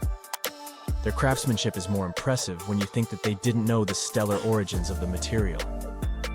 The Great Pyramid of Giza also has a remarkable feature. An international research group investigated the electromagnetic response of the structure to radio waves. They found that the pyramid has the ability to concentrate electromagnetic energy inside it. This occurred inside its chambers as well as under the pyramid's base. It contains an underground, unfinished chamber. It seems that the electromagnetic response is connected with the properties of limestone, the Great Pyramid's main building material. The research results might have a practical application. The way solar cells and nanosensors function could be improved by this remarkable find. When you think of an epic desert scene with blazing sun, endless dunes, and those magical little oases, you probably picture the legendary Sahara, right? But what if I tell you that 11,000 years ago, this vast expanse of hot sand looked totally different than it does today? Yeah, I don't know, I wasn't around then. But I'm told that back then, what we now call a desert was a lush paradise, brimming with lakes, rivers, grassy plains, and even woodsy forests. So, where did all this water go? There are many stories about the distant past of our planet when deserts were covered with jungles and forests. And then something happened, like changing climates or colossal earthquakes, and it all turned green lands into dunes. But how about a theory that Sahara became a desert because of humans and goats? The Sahara has seen its fair share of wet and dry drama throughout the ages, mostly thanks to little shifts in Earth's orbital tilt, causing variations in how much solar radiation hits the atmosphere. There were even times called the African humid periods, when the rain would pour in and transform the dry landscape into a bright green haven.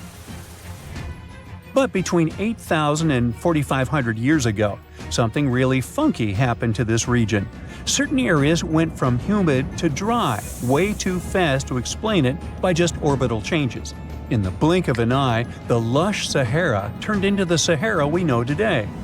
Now, if you ask scientists why it happened, they will tell you, oh, it's just poor parameterization of the data. Bet you didn't get it, did you? What? Well, right, let me translate it from scientific to common human. It means they really don't know the answer themselves, and they got a bunch of missing puzzle pieces. But as scientists sifted through ancient dirt and pollen samples, they spotted a quirky trend. Wherever there were pastoralists, also known as humans with their domesticated animals, the plant life seemed to shift. It was as if every time humans and their furry friends meandered through the greenery, they turned it into scrub and desert right behind them. Oops. Yep, chances are that by overgrazing, humans were sapping moisture out of the atmosphere, since plants give off moisture, which helps make clouds and making things even sunnier, leading to a quicker end of the humid vibes. Plus, our ancestors may have been getting a little too cozy with fire for land management, further speeding up the desert takeover. Anyway, scientists are sure that this lush Sahara would have turned back into desert eventually, even if humans hadn't shown up, thanks to Earth's natural rhythms. So there's no need to pin this abrupt change solely on humans. It could simply be about nature getting feedback from vegetation and dust cycles. It's difficult to determine what caused these changes, as it's all interconnected. During the last humid period, the Sahara was filled with hunter-gatherers. As things got a little drier, they started herding animals for food. The weather pushed people to herd cattle. It's also possible that grazing sped up the landscape degradation. So, which came first, the chicken or the egg? Or in this case, the human or the cow? It's tough to tell with the evidence we have now. Now today, it's safe to say that water is no longer that big of a problem in the Sahara, even though it's a huge desert and the times of lush forests there are long gone. But technology's got us covered. For example, the Nubian Sandstone Aquifer System, the biggest underground water stash on the planet. It's nestled beneath the Sahara Desert's eastern edge and stretches across 4 northeastern African countries – Sudan, Chad, Libya, and Egypt, covering a whopping 770,000 square miles and holding around 36,000 square miles of groundwater. Just look at the pipes transported when it was being built. It's the world's largest irrigation project. No wonder it's feasible to thrive in the Sahara today. But imagine thriving in the Sahara Desert with just one water source. Sounds like a tough gig, right? But the ancient Garamantes did just that, surviving and even thriving for nearly 1,000 years without monsoons or rivers flowing to their desert paradise. These clever folks were the trendsetters of urban life in the sands, and even the Romans couldn't help but notice their genius. While many thought they were just desert-dwelling savages, the Garamantes were busy building an empire in one of the toughest climates on Earth. But how did they do that? Well, they got crafty and dug a whole bunch of underground tunnels to tap into a massive sandstone aquifer. They were literally squeezing every drop of life from under the dunes. But recently, research showed that the Garamantes weren't just hardworking, they were pretty lucky too.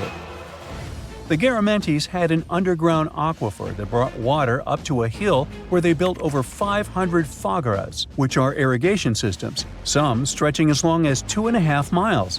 It was like sipping water through a straw, which let them irrigate their crops for nearly a century, especially since even a little rain would help recharge the system.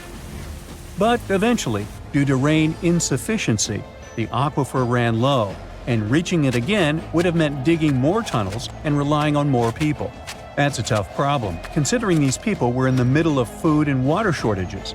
Guess I don't need to tell you what happened to the Garamantes, do I? The fall of the Garamentian culture might be linked to several factors. It may have been due to climate changes, or they may have simply used their water resources too much.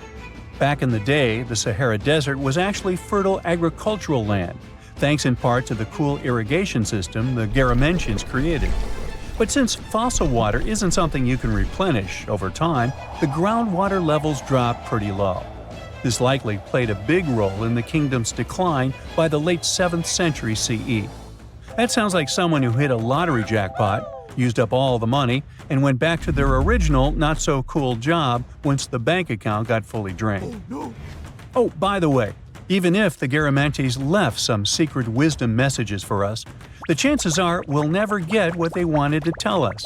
Nobody really knows what language they used, and their texts are nearly indecipherable to us today. But let's go back to the Green Sahara. So it transformed into a desert about 4,500 years ago. But today, we can understand how people lived in those times in the Sahara thanks to natural parks in Africa that have the ultimate outdoor art gallery. There are well over 15,000 ancient paintings and carvings depicting everyday life from around 11,000 years ago. However, if the carvings aren't enough for you and you feel like visiting an actual green desert, all you have to do is book a flight to California. One of the most beautiful phenomenon in the world, the superbloom, takes place here. Look at all these colors: orange, green, pink. It's a miracle. Wildflowers bloom right in the middle of a hot desert after several years of rainfall in dry places. It's such a bright and colorful landscape that superblooms can be seen from space. This rare phenomenon can be observed in other arid places and deserts in western and southern Africa, Western Australia, and Chile. In all these places, the weather is very hot and dry in summer.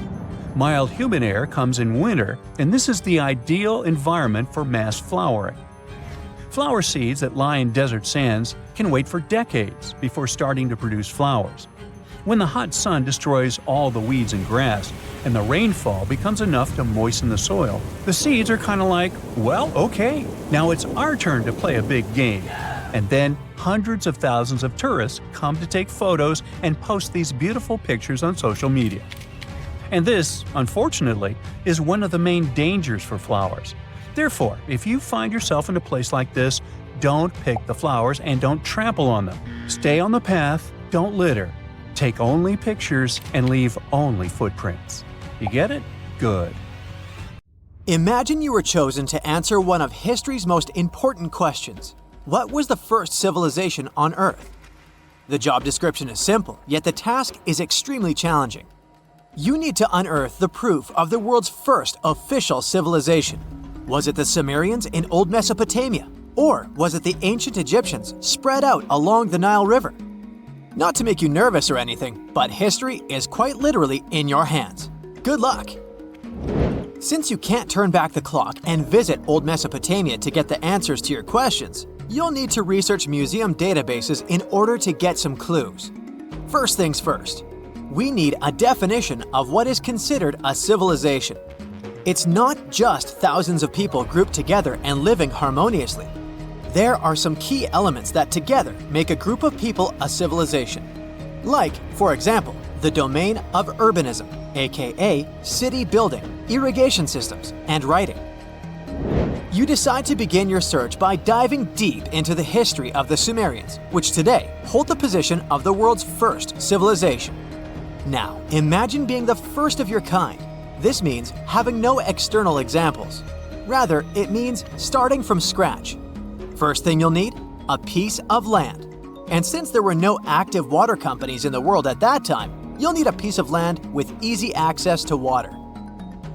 So, the Sumerians settled between two major rivers, known as the Euphrates and the Tigris in southern Mesopotamia around 5000 BCE. Fun fact, Mesopotamia translates to the land between two rivers. On a modern-day map, it's more or less where Iraq is situated today. Together with land, a civilization needs ways to get food. The Sumer civilization had to face a dry and hot climate, but they managed to make agriculture thrive in the region. By diverting river waters and creating reservoirs and dams, the Sumerians allowed for a series of settlements to emerge across Mesopotamian plains. The famous city of Babylon was one of them. You know, the city that supposedly had those hanging gardens? I say supposedly because no definitive proof of the real existence of this monument has ever been found. However, it was considered one of the 7 wonders of the ancient world, and cited as a remarkable feat of engineering in an ancient book published around 290 BCE. Although no record was found of the Gardens of Babylon, the Sumerians were recognized as extremely skilled builders. Their cities were filled with mud brick constructions, and the most impressive ones were known as ziggurats, stepped pyramids that were built for spiritual purposes. The Sumerians built a trade network to supplement scarce resources and started to exchange goods with civilizations rising nearby, like Anatolia and Egypt. The beginning of trade was what drove the Sumerians to develop what is believed to be the world's first writing system. It began as a simple system, likely dating back to 3400 BCE. In this system, each syllable was represented with a drawing. Later, it gradually evolved into a fully formed cursive writing system. Don't believe me?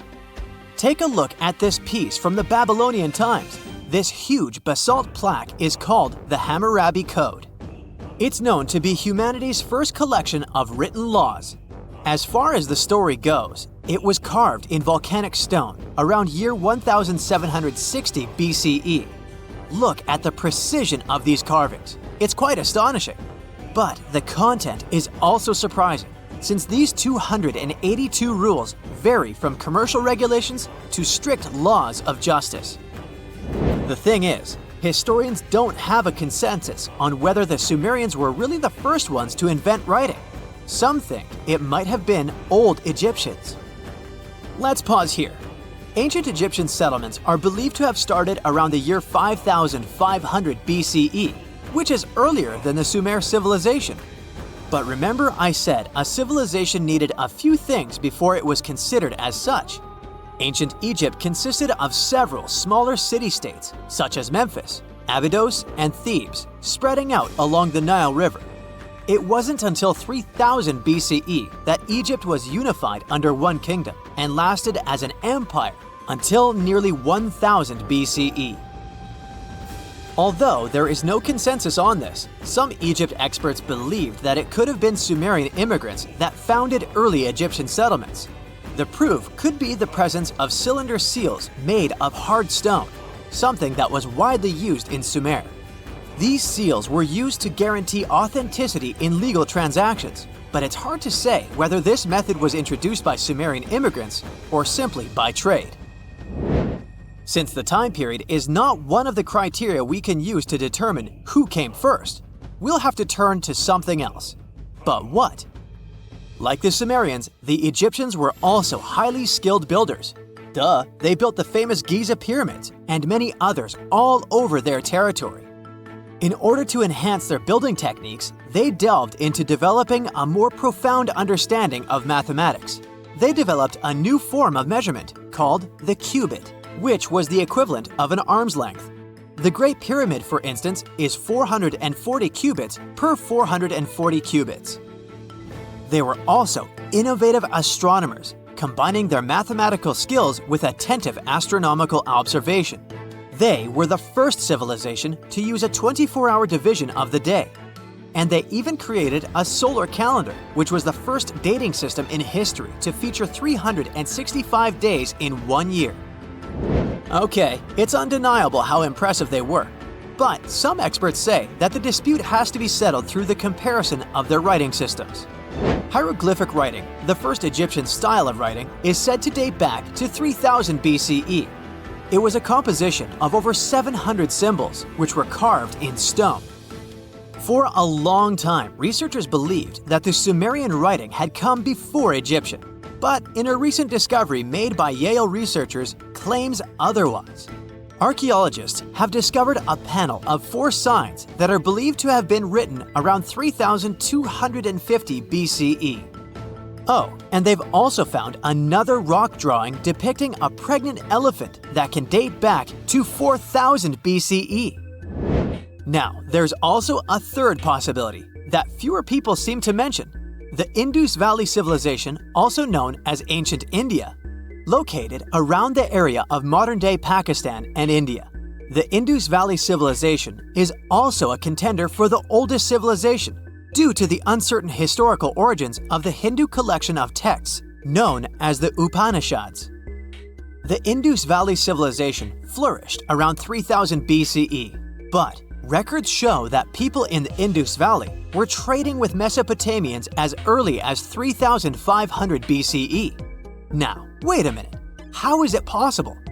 No, they weren't time travelers. This isn't a sci-fi movie.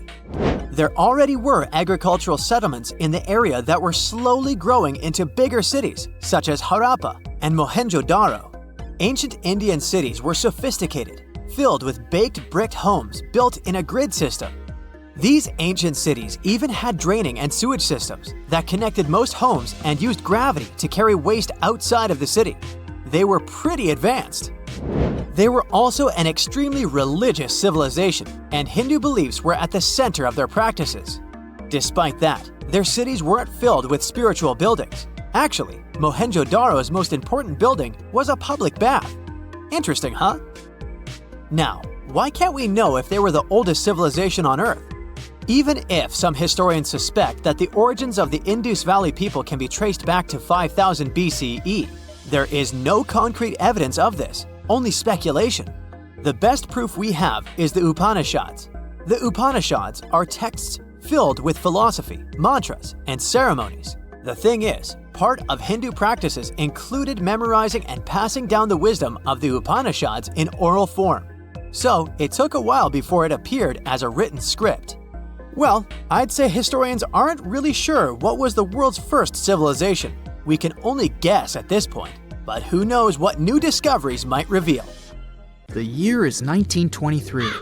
Two teenagers sneak out of their homes in the middle of the night in Florida City. Rumor had it that an old man was building a rock castle by himself. But every time someone tried to see what the old man was doing, he would stop working. The curious teens managed to sneak into Ed's backyard and saw something they could later describe as magic. They recalled seeing rocks moving around like helium balloons. The old man was moving up to 30 tons of stone by himself to build his castle. Even if he didn't allow anyone to see him working, he would proudly talk about it around the town. But whenever people asked how he was building a stone castle all on his own, he simply answered, "I cracked the secret of the pyramids." This story begins in Latvia, Edward Leedskalnin's home country. Edward was born in a small village on January 12, 1887. He was born in a family of stonemasons, which is probably where he learned ancient techniques of building. However, he grew up as a sickly boy, which meant he could never carry much weight or undergo heavy physical activity. At the age of 26, an unfortunate turn of events determined Ed's fate.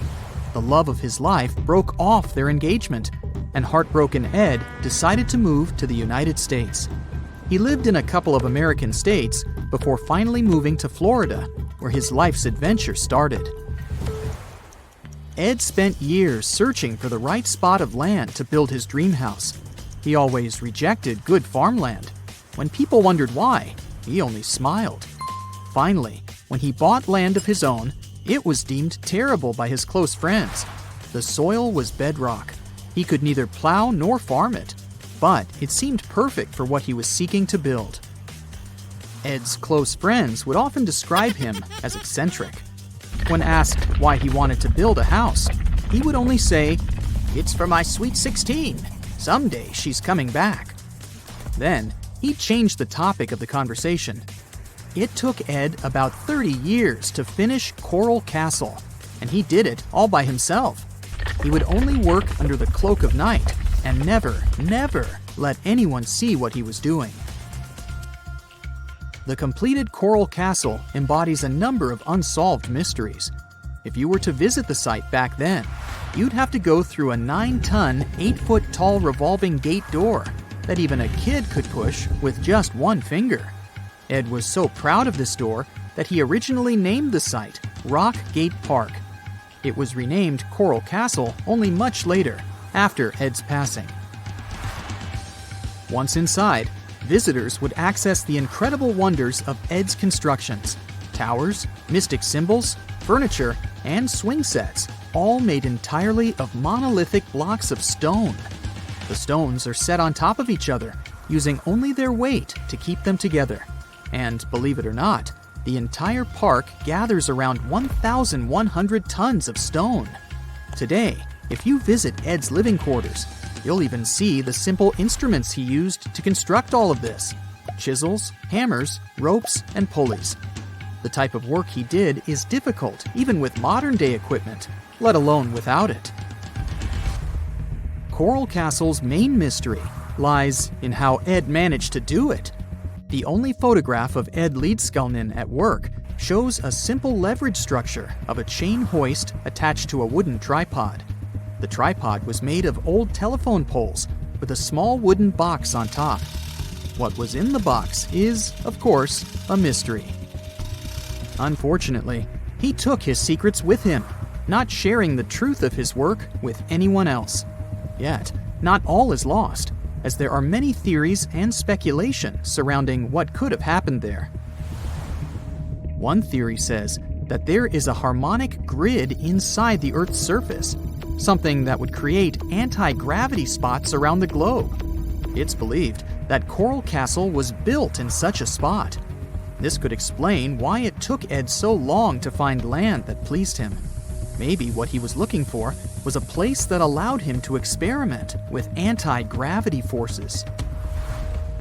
Yet, whenever Ed talked about his work, he would say he understood the laws of weight and leverage, and, sure thing, that he had cracked the secret of the pyramid builders. And what secret is that, you might ask? According to Ed himself, it has to do with magnetism. He even published a pamphlet called Magnetic Current. There, he explains that every object has magnetic particles inside of them. A person just needs to understand where they are located inside such objects. This way, objects can be lifted and moved around without much effort, just like moving something heavy underwater. Researchers say that if we assume Ed Leedskalnin and the pyramid builders used the same technique, then it would only have taken 4,700 workers to build the Great Pyramid of Giza, instead of the 20,000 to 100,000 that is currently estimated. But this story just keeps on getting more and more mysterious.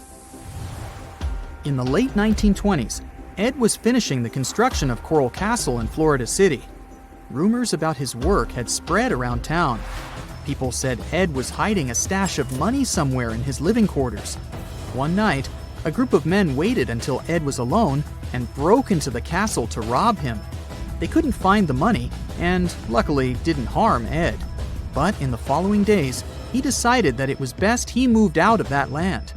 Of course, he took more than his toothbrush along with him. Ed decided to move the entire Coral Castle to another land 10 kilometers away from where he had built the park. Legend says he hired a truck driver and asked him to swear secrecy about what Ed intended to do. He asked the driver to look away while Ed loaded the truck by himself, moving all of the rocks without any help. With the truck loaded, Ed and his castle moved to Homestead, Florida, where the park is located until this day. In 1986, a group of engineers from Florida University was called to try to fix the park's gate entrance, the 9-ton revolving door that Ed was so proud of. They arrived with plenty of modern-day equipment, including a 20-ton crane.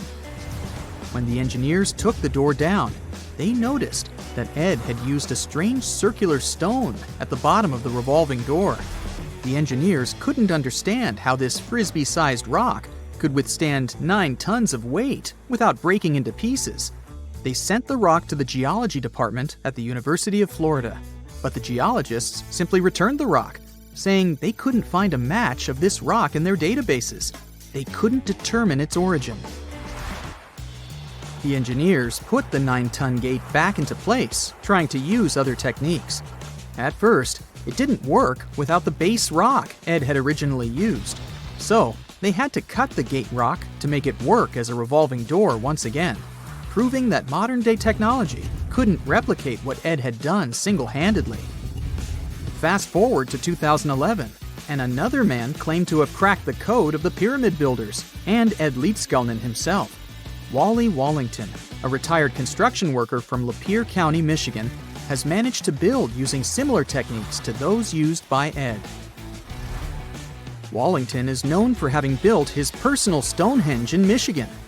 He is said to have used simple machines, such as levers and counterweights, moving around multi-thousand-pound concrete blocks.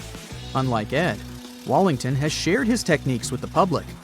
Multiple videos are showing the clever engineering he built from very simple materials. It sure is impressive. The man has moved his entire barn into another property just with the help of simple tools. However, there is no way to prove that these were the same techniques used to build Coral Castle. To this day, the secrets of Coral Castle haven't been unraveled.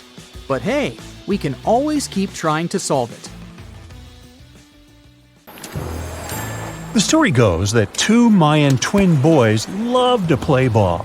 Sure, they were really good at it, but they also made a lot of noise when playing. The lords of the underworld soon became bothered by the sound and summoned the two boys to the underworld, a place the Mayans called Xibalba. As soon as the boys reached their gloomy destination, the lords of the underworld began putting them through a series of tests.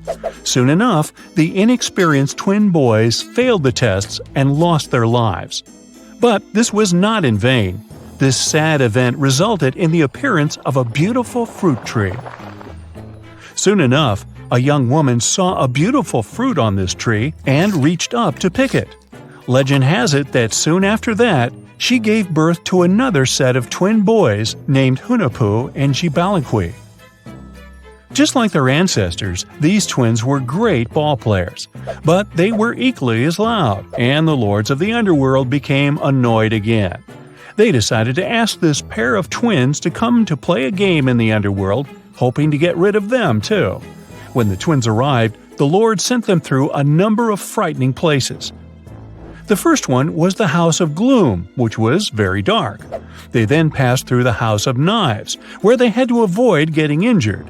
The twins then built a fire in the House of Cold, so that they didn't freeze, and ran through the House of Jaguars, where they tricked the animals into not eating them. Finally, they entered the House of Bats, where they seemed to have lost their luck. One of the bats managed to run off with Hunahpu's head. The lords then challenged the twins to play ball with them, but the boys were clearly at a disadvantage. Xibalbay placed a turtle on Hunahpu's shoulders to make up for his lost head, and they began playing. As the lords became distracted by an animal near the court, Xibalbay stole his brother's head and placed it back in its place. Much to the annoyance of the lords, the twins were now able to tie the game. Hunahpu and Xibalbay continued to perform a series of tricks for the lords of the underworld. One of them involved Xibalbay injuring Hunahpu and then bringing him back to life. The lords were so impressed by the twins' performance that they asked them to do the same trick on them. Of course, the twins agreed, but after performing their trick on some of the lords, they refused to revive them. Seeing what had happened, the lords of the underworld admitted defeat and begged for their lives, promising not to intervene in the lives of people ever again. Hunahpu and Xibalbay were happy to have avenged their ancestors and gained the respect of the lords. Legend has it that the lords of heaven were so impressed by the twins that they took them to live in the sky by turning them into the moon and the sun. The Maya civilization was one of the most dominant indigenous societies in history, and their folklore and traditions are still discovered and studied today. They used to live in a territory called Mesoamerica. It was made up of modern-day Mexico and parts of Central America like Guatemala, Belize, Honduras, Yucatan Peninsula, and El Salvador. They lived from 1800 to 900 BCE and up to 900 to 1500 CE. Apart from their impressive legends, the Maya were very skilled inventors. They're known for their calendars, writing systems, farming methods, and sports. Their writing, for example, was found preserved on buildings and stone monuments, as well as in rare books and pottery. It's a system made out of more than 800 hieroglyphics in various combinations. Each of those signs was said to represent a syllable. Their writing system was deciphered by accident by Tatyana Proskorakov, an American woman who initially studied to be an architect.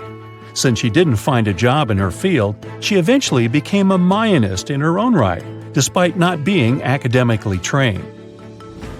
She was the first to notice that the Mayan upended frog glyph meant birth, and that their toothache glyph meant the date when the king ascended to the throne. It made it easier for scientists to pinpoint birthdays, as well as the names of the rulers of a specific Mayan dynasty. They also invented the concept of zero, which is seen as one of the greatest innovations in mathematics, physics, and human history altogether. Sure, even back then, people understood the idea of having nothing, but the concept of zero as a number is a relatively new invention. A fun fact about Mayans is that they really liked hats. The bigger your hat was, the more important you looked. Not only was it a sort of fashion statement, but it also made them look taller, which was a big deal for their aesthetic. The Mayans also came up with one of the most intricate and complex calendars in human history. It was the first to use zero as a placeholder. Their calendar ended on December 21st, 2012, which led some people to believe that it translated to the end of the world. Obviously, that was not the case. It just so happened that the date coincided with the end of a Mayan cycle of years.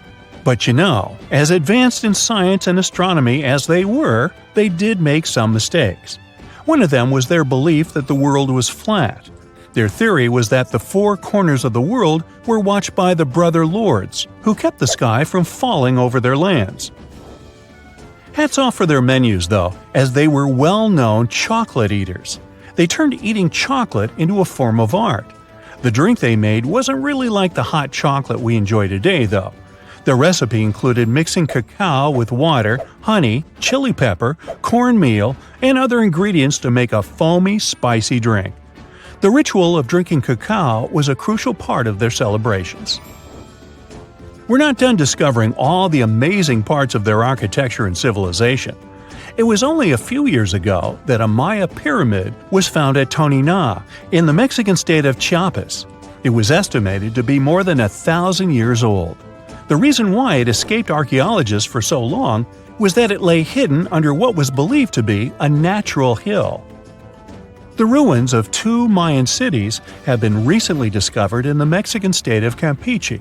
Why didn't we find them until now? Well, they were concealed by really thick vegetation, which made it difficult for archaeologists to reach them. The Mayans didn't just disappear. Their descendants are still around today, many of them choosing to live in their ancestral homelands.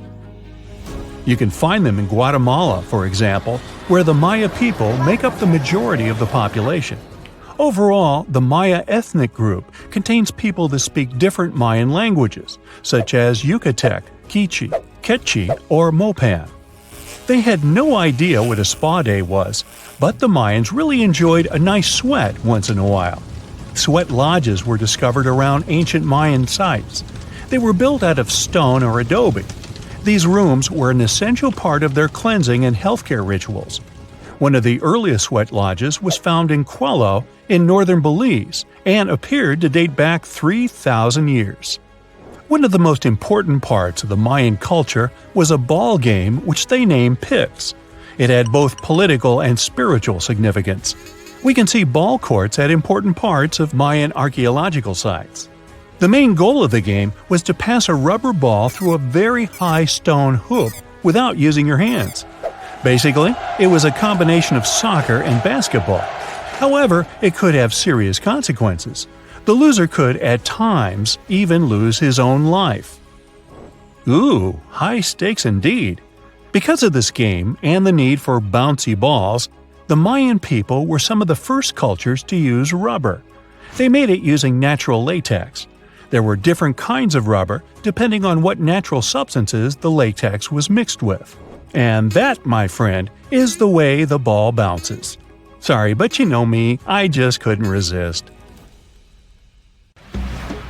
Before we get into the reason why and how there are pyramids all around the world, let's talk about some of the examples. I'll start with the Pyramid of the Sun in Mexico. These folks really knew how to build a city. Their well-planned urban center spanned over 7 square miles and boasted several pyramids. But the Pyramid of the Sun is the most impressive. This giant pyramid was built way back in 100 CE and is one of the biggest structures of its kind in the whole Western Hemisphere. It's so big that it's 216 feet high above the ground. If you ever find yourself in this ancient city, you won't be able to miss the Pyramid of the Sun. It's right there on the east side of the Avenue of the Dead, the city's main north-south street. To build this incredible pyramid, around 1 million cubic yards of material were used, including a special kind of red volcanic rock called hued tezontle. Impressive, huh? We don't know too much about the people who built the Pyramid of the Sun or its purpose. But archaeologists believe there was once a temple on top of it. When explorers went below the pyramid in the 1970s, they found a bunch of cool tunnels and chambers. In 2011, they even found a secret stash of clay pots, obsidian pieces, animal bones, human figurines, and a mask. Who knows what other secrets the pyramid is hiding? If you decide to see this one, you must climb the pyramid using the 248 uneven steps on the west side. Watch your step. Sudan got some pyramids too. Nubian pyramids aren't as big as the ones in Egypt, but they still got around 200 of them. These ancient pyramids have been home to the tombs of the pharaohs of the Meroitic Kingdom for almost 1,000 years, who ruled Egypt from Nubia to the Mediterranean Sea. The pyramids at Meroe were constructed using granite and reddish sandstone. Oh, and did you know that Sudan has more ancient pyramids than Egypt? The Kushite pyramids depict the indigenous architecture and burial traditions of Nubia's Napata and Meroe kingdoms, which ancient Egypt influenced. Meroe, the burial site of over 40 queens and kings, is the most extensive Nubian pyramid site.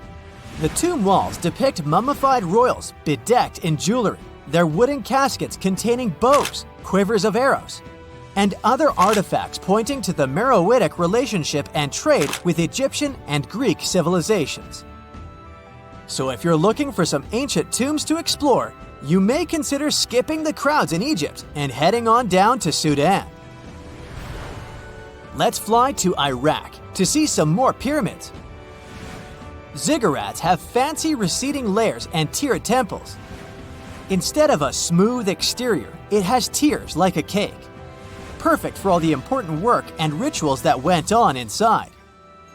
You can find these towering structures scattered throughout Iraq and Iran, and they're a real testament to the power and skills of the people who built them. One of the biggest and most impressive ziggurats is the ziggurat at Ur. It's basically a giant rectangular pyramid that stands a whopping 70 to 100 feet tall, with 3 levels of terraces and a temple on top. Can you imagine how many baked bricks it took to build that thing? Try 720,000 for just the lower portion. This particular ziggurat was built for Sumerian king Ur-Nammu. Similar to other ones, this pyramid has been around for thousands of years, so it got a little rough around the edges. Thankfully, the Babylonian king Nebuchadnezzar II and some archaeologists came to the rescue in the 6th and 20th centuries respectively, and now you can find this near Talil Air Base. The ziggurat at Ur was built in 2100 BCE by King Ur-Nammu for the moon deity Nana. It was the tallest building in the city, and you could see it from miles around. It was like the medieval cathedral spire of its day. People would come here to bring their agricultural surplus and get their food allotments and seek spiritual nourishment. Sadly, the Nana temple at the top of the ziggurat didn't survive, but we do have some blue glazed bricks that may have been part of its decoration. The lower parts of the ziggurat are pretty amazing though. The architects even included holes in the temple's baked exterior to let the water evaporate from its core. Since we explored some of the pyramids on our planet, let's take a broader perspective. They can be found in many parts of the world. Egypt has over 100 pyramids, double that number in Sudan, and dozens of others are scattered in the Middle East and China. The Americas have the most pyramids in total, with more pyramids than the rest of the world combined. These pyramids are located in Mexico, Guatemala, Honduras, and El Salvador. Time to know more about the evolution of pyramids through history. The oldest pyramid is in Egypt. This pyramid was a step pyramid, which was created by placing one layer of stone on top of another. The pharaoh Sneferu is credited with creating the pyramid shape we recognize today. During his 45-year reign, he built 3 pyramids. His first 2 attempts failed, but he finally got it right with the Red Pyramid, which is considered the first true pyramid. It was Sneferu's son, Khufu, who built the Great Pyramid of Giza, which was the tallest human-made structure on Earth for almost 4,000 years.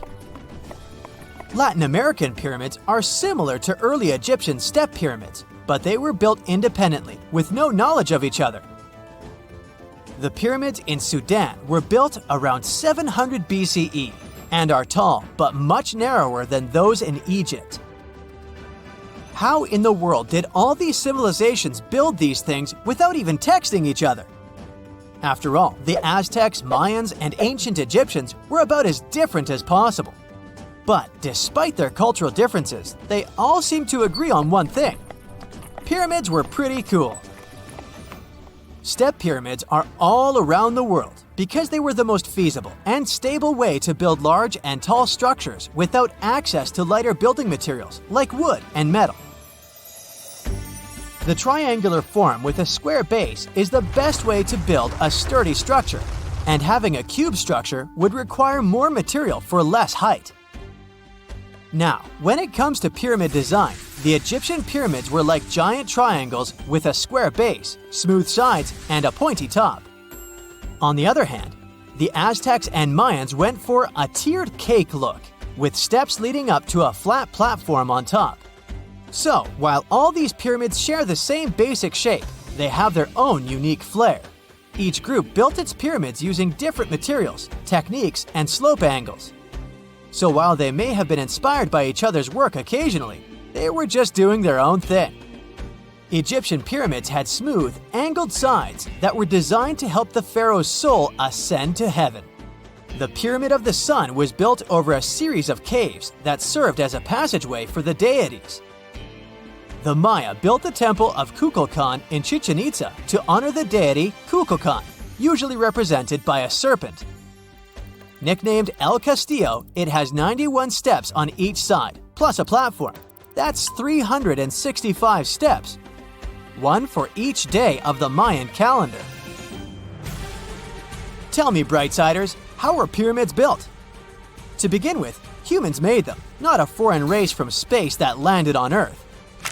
You see, one thing that all pyramids have in common is that they were built without advanced tools or even the wheel. It took a lot of people to build them, including skilled laborers and architects. For example, it's estimated that 20,000 people built the Great Pyramid of Giza, and it's believed that most of them were skilled laborers. Building pyramids was a massive undertaking that required years of planning and effort. The Great Pyramid at Cholula, Mexico, took 600 years to complete. X-rays are a type of invisible radiation that can pass through our bodies and objects. They're very important in the field of medicine because they allow doctors to see inside our bodies without having to perform surgery. Now, let's dive into how X-rays work. They're a kind of electromagnetic radiation, just like light or radio waves. However, they have much higher energy than light, which makes them able to go through objects that light cannot. Imagine you have a powerful flashlight. If you try to shine it through a wall, the light won't go through because the wall is too thick. But these rays have enough energy to go through walls and even our bodies. The discovery of X-rays happened by accident in the late 19th century. A scientist was experimenting with cathode rays, which are a type of radiation.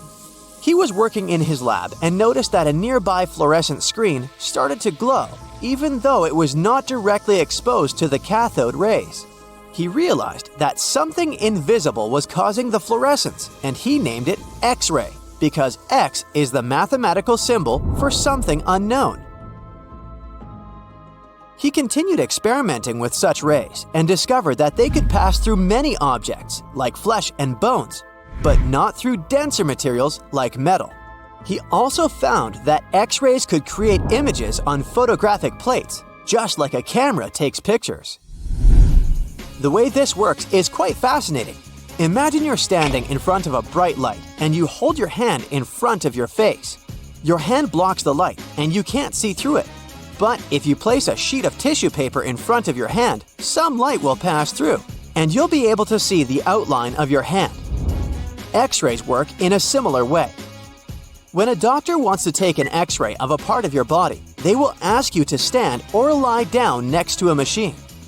This device has a special plate that can capture the image. Let's say the doctor wants to further examine your arm. They will place the X-ray plate on one side of your arm and the machine on the other side. Then, the machine will produce a controlled burst of X-rays that pass through your arm. Remember how we talked about the tissue paper allowing some light to pass through? Well, in this case, some of those X-rays will go through your arm, while others will be absorbed or blocked by the denser parts of your body, like bones. The plate captures the X-rays that pass through your arm, and it creates an image. This image shows the bones and other structures inside your body, allowing the doctor to see if there are any problems or injuries. Now, you might be wondering why X-rays can pass through some things but not others. It has to do with the density and composition of the objects. Denser materials like bones absorb more X-rays, so they appear white in the image.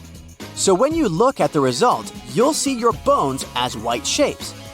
Other tissues like muscles and organs are less dense and allow some of those rays to pass through, so they appear as gray shadows. What if I told you there's a whole new way you can peek inside objects, but without using X-rays? I'm not talking about magic powers. Take a comfortable seat while I explain what Muography is. This fascinating scientific technique allows us to see inside objects and even beneath the Earth's surface using a special type of particle called a muon. These elementary particles are very similar to electrons, but they're much heavier. They are created high up in the Earth's atmosphere when cosmic rays, which are particles coming from space, collide with the air molecules. Now, muons are special because they can pierce through different materials. They can pass through rock, soil, and even buildings. Scientists realized this potential back in the 1950s when they were studying cosmic rays and noticed that some of the particles could pass through thick materials. The first muography experiments took place in the 60s. Specialists discovered that muons can be detected using special devices called muon detectors. These detectors are usually placed underground or in specially designed laboratories to shield them from other particles and background radiation. Now let's dive into how muography actually works. Imagine you have a large object, like a pyramid, a mountain, or even an ancient statue, and you want to see what's inside without damaging it. First, detectors are positioned around the object or in the area you want to examine. These detectors are sensitive to muons and can track their paths. When such a particle passes through a detector, it leaves a trace, like footprints in the sand. By collecting data from multiple detectors, scientists can reconstruct the paths. Here's where things get really cool. The Earth's atmosphere acts like a natural filter for muons. It turns out that the more massive an object is, the more particles it will block. So, if you have a large, dense object like a mountain, fewer muons will pass through it compared to a smaller, less dense object, like an empty box. This difference in the number of particles that reach the detectors can give us clues about what's inside the objects. Scientists use computer algorithms and mathematical techniques to analyze the data and create images. These images represent the density distribution of the object being studied. It's like creating a map that shows where the densest areas are and where there's gaps inside the object. The concept of muography is similar to using shadows to understand the shape and size of an object. Imagine you're standing in front of a bright light and you place your hand between the light source and a wall. You'll see a shadow of your hand on the wall. Based on the shape and size of the shadow, you can get an idea of what your hand looks like, even though you can't see it directly. This technique has been used to study various objects and structures. For example, scientists have used it to explore the inside of volcanoes and pyramids, and even to investigate the structure of mountains and the Earth's crust. With the help of this amazing technique, scientists have now uncovered new information about the Great Pyramid of Giza. They discovered something that had eluded tomb raiders for centuries. They found a hidden chamber. And guess what they named it? The Big Void. Yeah, I know, not the most creative name. They even used 3 different muon detection techniques just to be super sure that it was indeed a big, mysterious void inside the grandest pyramid of them all. Once news got out about this mind-boggling discovery, Egyptian authorities couldn't resist the temptation to explore further. So, they brought in an endoscope camera to confirm the existence of this epic void. So, they inserted a camera through one of the openings underneath the entrance, and voila! It revealed a corridor. More so, the corridor had a chevron ceiling. I can't help but imagine the ancient Egyptians using it as a cool dance floor. Another team of scientists decided to take another shot at scanning this newfound void. According to them, the Great Pyramid of Giza is a pioneer in the pyramid game. It used a technique called chevron to cover internal structures and keep them from collapsing. Now, why did the ancient Egyptians build this corridor and the grand void it leads to? One theory suggests that the corridor was built to relieve pressure inside the pyramid. Another theory says that the void could be a result of the pyramid's construction process. It could have been an internal ramp used to move roof blocks into position, and then it was left there or filled loosely with rubble. According to other enthusiastic explorers, there might be another burial chamber waiting to be discovered. They believe that the pyramids were built with a dash of randomness in the construction process. As the builders worked their magic, they realized that some chambers wouldn't be able to handle the weight of a majestic sarcophagus. So they made adjustments on the fly, creating new plans as they went along. It's 1898, and you're taking part in excavations in Saqqara.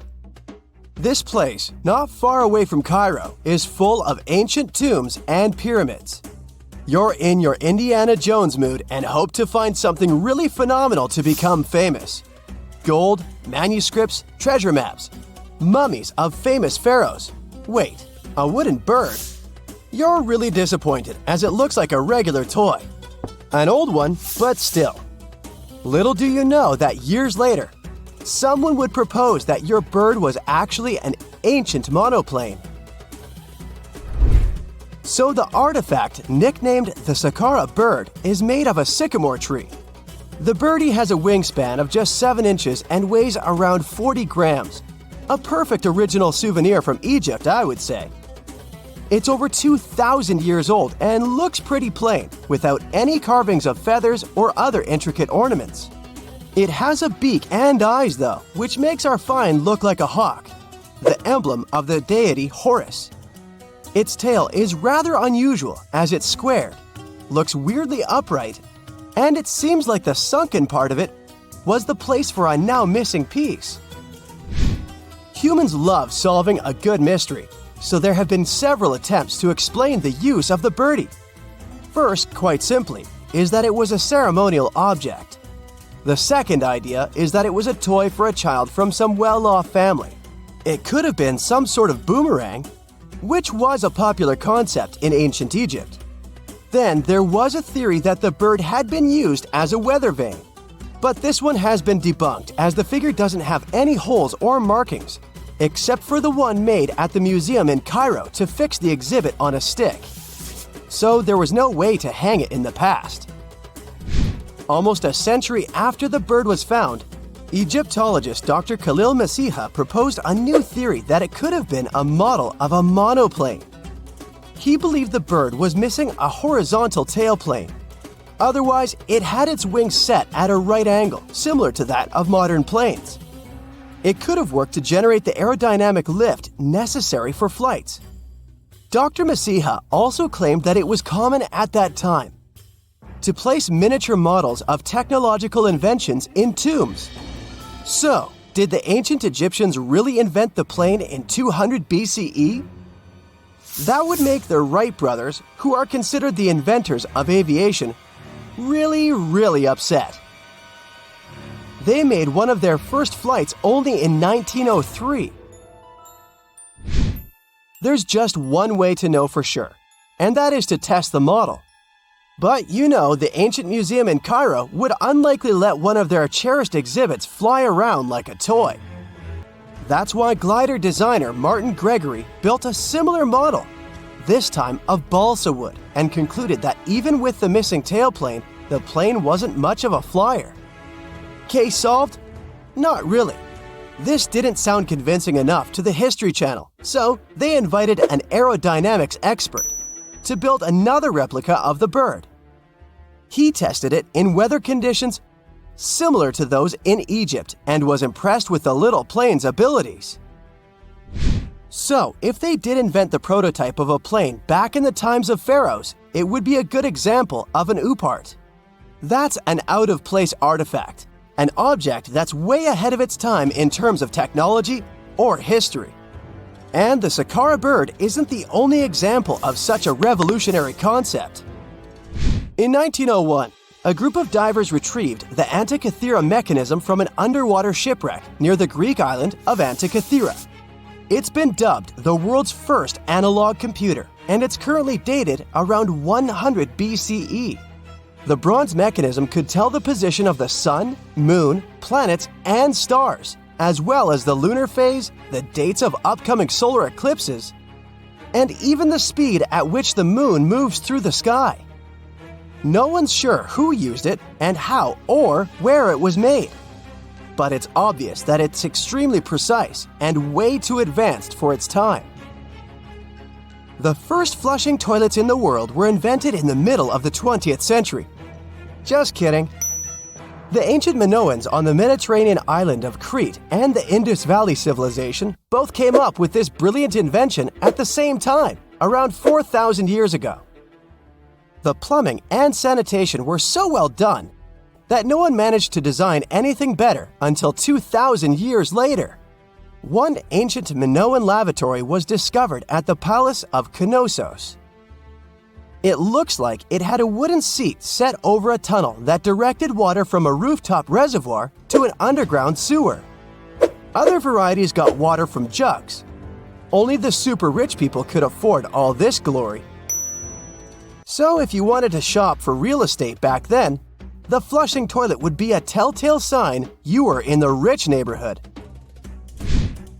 Automated doors became a cool, seemingly new invention back in 1931. But the technology behind them is actually much older. Think the 1st century CE old. Mathematician and engineer Heron of Alexandria came up with a hydraulic system to open and close temple doors. To bring it into action, you need to light a fire to produce heat. There was a brass pot under the fire, half filled with water. The inventor connected the brass pot to containers that acted as weights. When the fire was burning, the water moved into the containers. They went down and pulled the ropes. It was nothing like a supermarket door that opens in front of you before you even have time to think. Heron's door took hours to open, and there was no way to stop the process. That's why they only opened the doors once a day before people entered the temple, to add some mysticism at the temple during ceremonies. Spooky. Looks like the first ever battery was invented in Baghdad around 2,000 years ago. A German archaeologist found this oval-shaped clay jar in 1938. Scientists are still not sure what purpose it served and who exactly invented it.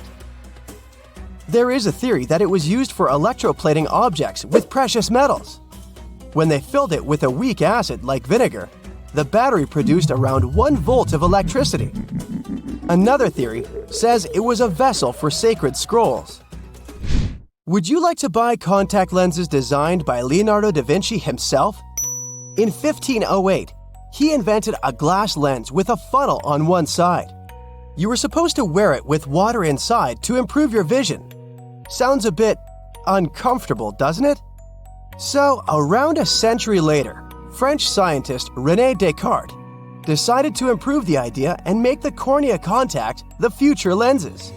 Contacts because they contact your eyes, get it? The glass tube with liquid did help improve vision, but blinking was sadly impossible. 2.5 centuries later, new technologies in the glass industry let scientists design contacts that would fit in the eye and even let the wearer blink. Thanks, guys! Still, those lenses were made of heavy blown glass and didn't let the eye breathe.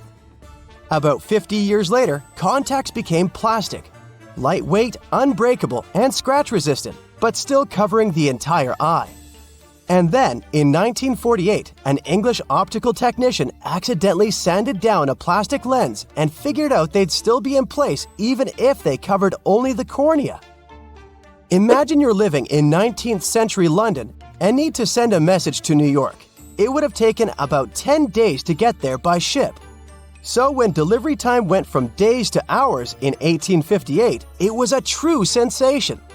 The first message was sent by Queen Victoria herself. It was all made possible thanks to the transatlantic telegraph cable, running under the ocean.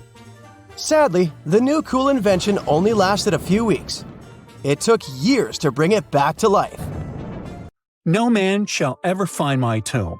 That's what, according to rumors, Cleopatra once said. Rumor has it really wasn't about the gender. She wanted no living soul to disturb her, and I think she meant that no human would ever discover the location of her grave. But, surprisingly, it was indeed a woman who was closer than anyone before to finally discovering the Queen's resting place. Meet Kathleen Martinez Berry, a criminal lawyer turned archaeologist. She got so intrigued with Cleopatra's story that she packed her bags and went to Egypt with no official support and even no permission from the authorities. All she had was pure determination to find the Queen's tomb. Now, you could say Kathleen had always been ahead of the game. She skipped grades in school, mastered piano, chess, swimming, and martial arts, and grew up listening to top intellectuals debating in her home. And she even got her law degree at just 19, and archaeology was her side passion. She had never actually been to Egypt, never dug up a single artifact. But her fascination with Cleopatra went all the way back to an argument with her father in 1990. That day, she walked into his library looking for a copy of Antony and Cleopatra by Shakespeare. Her dad, Fausto Martinez, a professor and legal expert, casually called Cleopatra a seductress. Kathleen wasn't having it. She fired back, arguing that history had been totally unfair to Cleopatra. The Romans, she said, wanted to destroy her reputation, and for centuries, people had just believed their version of the story. The debate went on for hours, and in the end, her father admitted maybe he had judged Cleopatra too harshly. That conversation changed everything for Kathleen. From that day on, she read every ancient text she could find, especially Plutarch's account of Cleopatra and Mark Antony. The more she learned, the more convinced she became that Cleopatra wasn't just some queen who fell for the wrong guy. She was a genius, playing a dangerous political game to keep Egypt independent. And the more she read, the more she started thinking, What if everyone had been looking for Cleopatra's tomb in the wrong place? That thought stuck with her. When she was caring for her second child, she earned a master's in archaeology. Multitasking. That reignited an obsession that would take over her life, uncovering the truth about Cleopatra. Even though most experts believe that Cleopatra's tomb, along with the final resting place of 13 other Ptolemaic rulers, lies somewhere beneath modern-day Alexandria, Dr. Martinez has a different idea. She believes Cleopatra was buried at Tapestry Magna, an ancient temple dedicated to Osiris, the Egyptian deity of the afterlife. But she still needed an ancient foundation plate. These plates, about the size of a smartphone, were placed beneath important temple structures and often contained inscriptions explaining when and why the temple was built. If she could find a plate that confirmed the temple was dedicated to Isis, Cleopatra's patron deity, she'd have solid proof that this was the right place to look. Nothing could deter Martinez. She excavated the entire temple site, digging deeper than anyone before her. Her team found coins with Cleopatra's name and face stamped on them. It meant Cleopatra had a direct connection to this site. Then, they uncovered something even more interesting. A tunnel used to bring water to people, leading straight from the temple into the Mediterranean Sea. So, if parts of the temple had already sunken into the water, could Cleopatra's tomb be down there too? Martinez needed proof to convince Egyptian authorities to let her search underwater. And, against all odds, she found the missing foundation plate. On it, the pharaoh offered a large area of Nubia to deity Isis. That was it, the confirmation she needed. The temple was indeed dedicated to Isis, proving her theory wasn't just speculation. If one temple was on land, Martinez suspected the second temple, possibly Cleopatra's tomb, had collapsed into the sea. She needed help from experts in underwater archaeology, so she reached out to Robert Ballard, the guy who discovered the Titanic.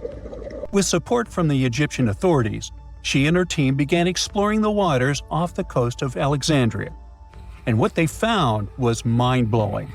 Underwater, they discovered massive stone structures, some standing 6 to 10 feet tall, right where the coastline would have been thousands of years ago. They also found basalt blocks, the same material used in the statues from the first temple. That meant one thing: those weren't just random rocks.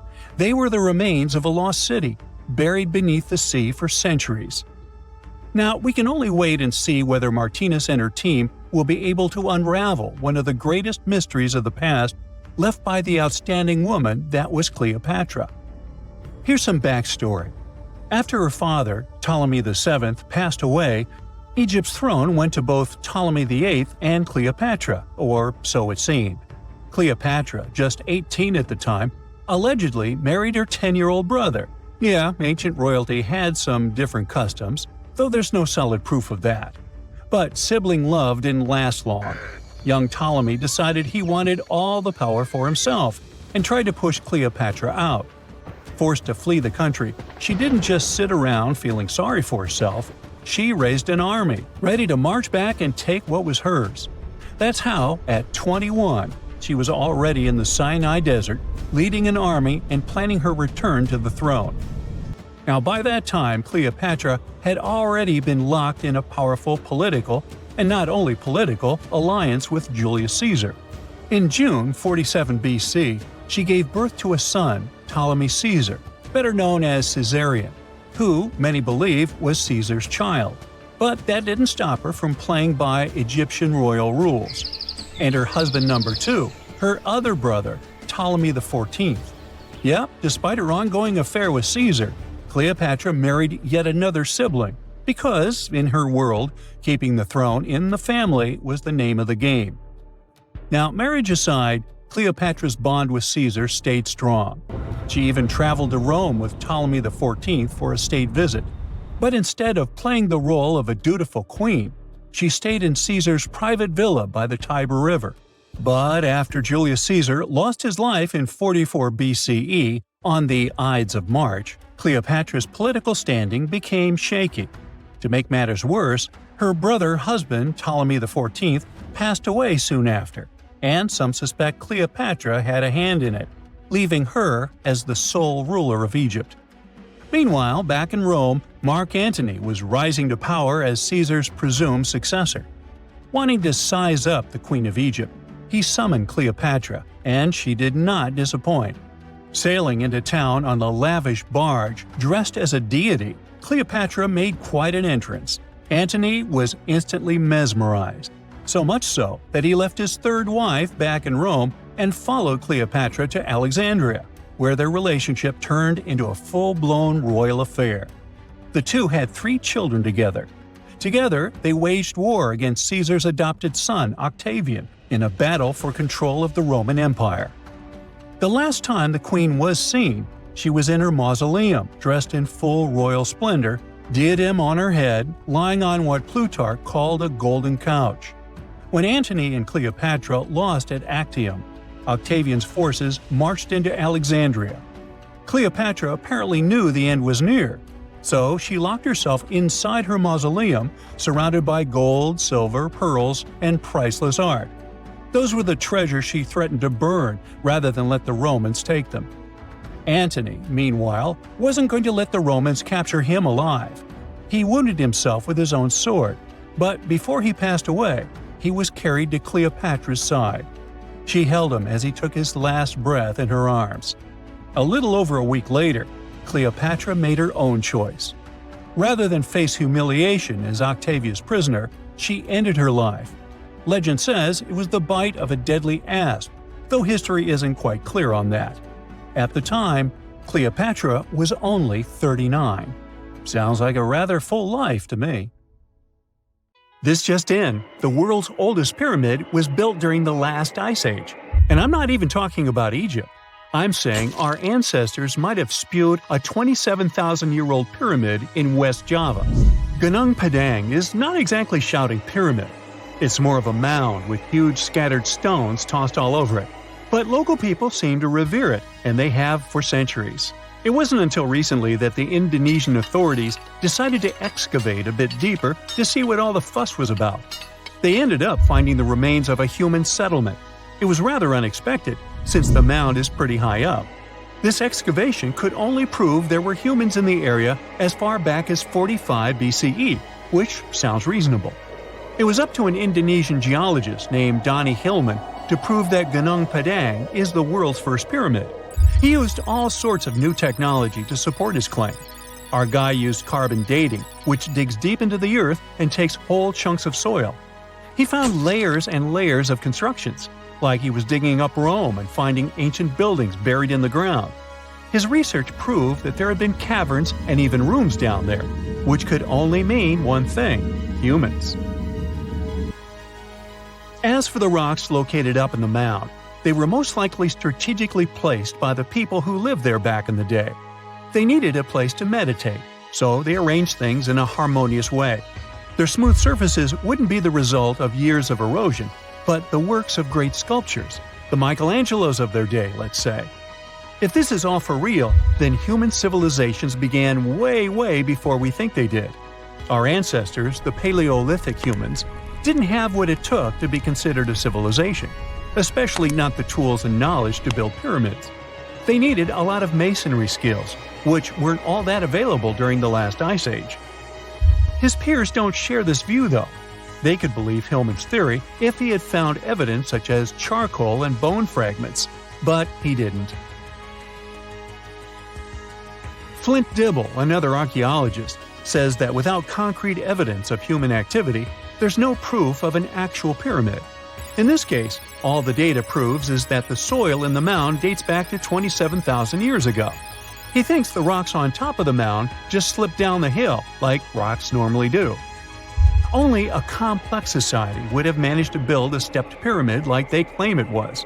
But according to Bill Farley, an American archaeologist, there's just no reason to believe there were any settlements in Indonesia during the last ice age. Now, just so you know, the oldest known ancient society with this kind of knowledge is probably 11,000 years old and used to occupy the region of modern-day Turkey. Take a look, Turkey's Göbekli Tepe. It's also not a pyramid, but it's the oldest monolithic construction made by humans. Back in the Neolithic period, a lot of people settled there, and there are proofs for it. For example, the walls there are covered in ancient drawings of clothing and wild animals. Until recently, the title of the world's oldest pyramid went to a three-sided construction known as the Djoser Pyramid in Egypt. Djoser is located just a few miles south of the Giza complex in a town called Saqqara. It made its way to popular culture more than once. In the 18th century, it became a common feature in European paintings. Young men from the cultural elite did a grand tour around the world, and Saqqara was at the top of their list. It was also featured in the video game Assassin's Creed, with a digital representation way more accurate than many historical drawings of the thing. That was kind of a big deal in ancient Egypt, to build pyramids for kings to spend their afterlives. And if you thought the Khufu pyramid was the oldest one in the world, well, Djoser was built 70 years ahead of that time. The development of new technology has allowed archaeologists to make groundbreaking discoveries, and a new, or should I say ancient pyramid in South America might win the title in dispute. It turns out that pyramids were also pretty fashionable in the Americas in the old days. Among them are the iconic pyramids of Guatemala's Tikal temple complex, the same ones that appeared in Star Wars No. 4. But to find the oldest pyramid in the Americas, one would have to travel to Peru. Deep in the Peruvian desert, archaeologists stumbled upon a sprawling ancient metropolis known as Caral. At first, researchers believed that the settlement was pretty recent, since the site was way too complex for ancient technology to handle it. As we said, Caral is a desert town, like Las Vegas, but without all the hoopla. This means no easy access to water. And for cities like these to thrive, they need a considerable irrigation system, which leads us back to complex technologies. The Peruvians surprised us all with this new discovery.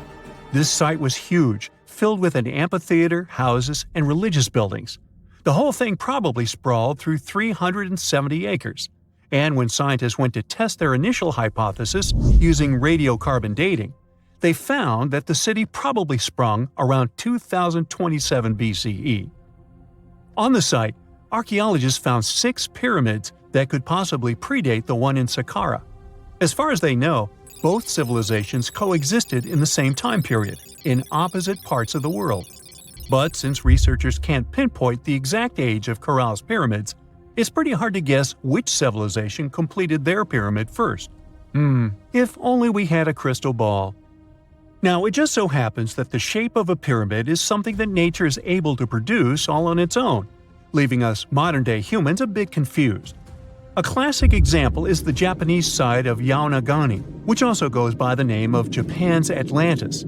The entire monument is about the size of 5 football fields and the height of a 5-story building. Explorers and scientists believe that Yaonagani dates back to 10,000 years ago. For Japan's top marine geologist, Professor Masaki Kimura, Yaonagani is the heritage of a lost civilization. Kimura has dived into exploring the ruins over 100 times over the past 10 years. To him, there are clear signs of human activity down there. Check out this triangular-shaped pool on the monument's surface. Kimura thinks it's actual proof of humans, because this triangle-shaped concave is a historical symbol of water fountains in the region. As it happens with a lot of these cases, not all scientists are convinced the same. For many, Yaonagani is probably the result of thousands of years of erosion, and the fact that the monument is composed of one massive rock leads them to believe it is not really human-made. Sure, these huge basalt columns may look like the ruins of a palace, but they're most likely the result of the intense volcanic activity in the region. And speaking of natural formations that really look like a human made it, a pyramid on Mars has been a hot topic lately. Humans have been keenly trying to prove that there is life on Mars for quite some time. But some are stretching it really far, saying that little green or gray people built a pyramid on the planet to try and build their own civilization. This picture was taken over a decade ago by the Mars Reconnaissance Orbiter, the MRO, but it started to resurface recently. It shows what looks like a 3-sided pyramid. Some people claim that the smooth side of the pyramid could only be the effect of otherworldly work. Then science comes along and explains that Mars is home to one of the deepest canyon systems in the whole solar system. The so-called pyramid is located in what is known as the Kandor-Kazma region. This Martian region has a bunch of similar formations that are nothing more than the result of erosion. Nothing supernatural going on there, apparently. That's it for today. So hey, if you pacified your curiosity, then give the video a like and share it with your friends. Or if you want more, just click on these videos and stay on the bright side.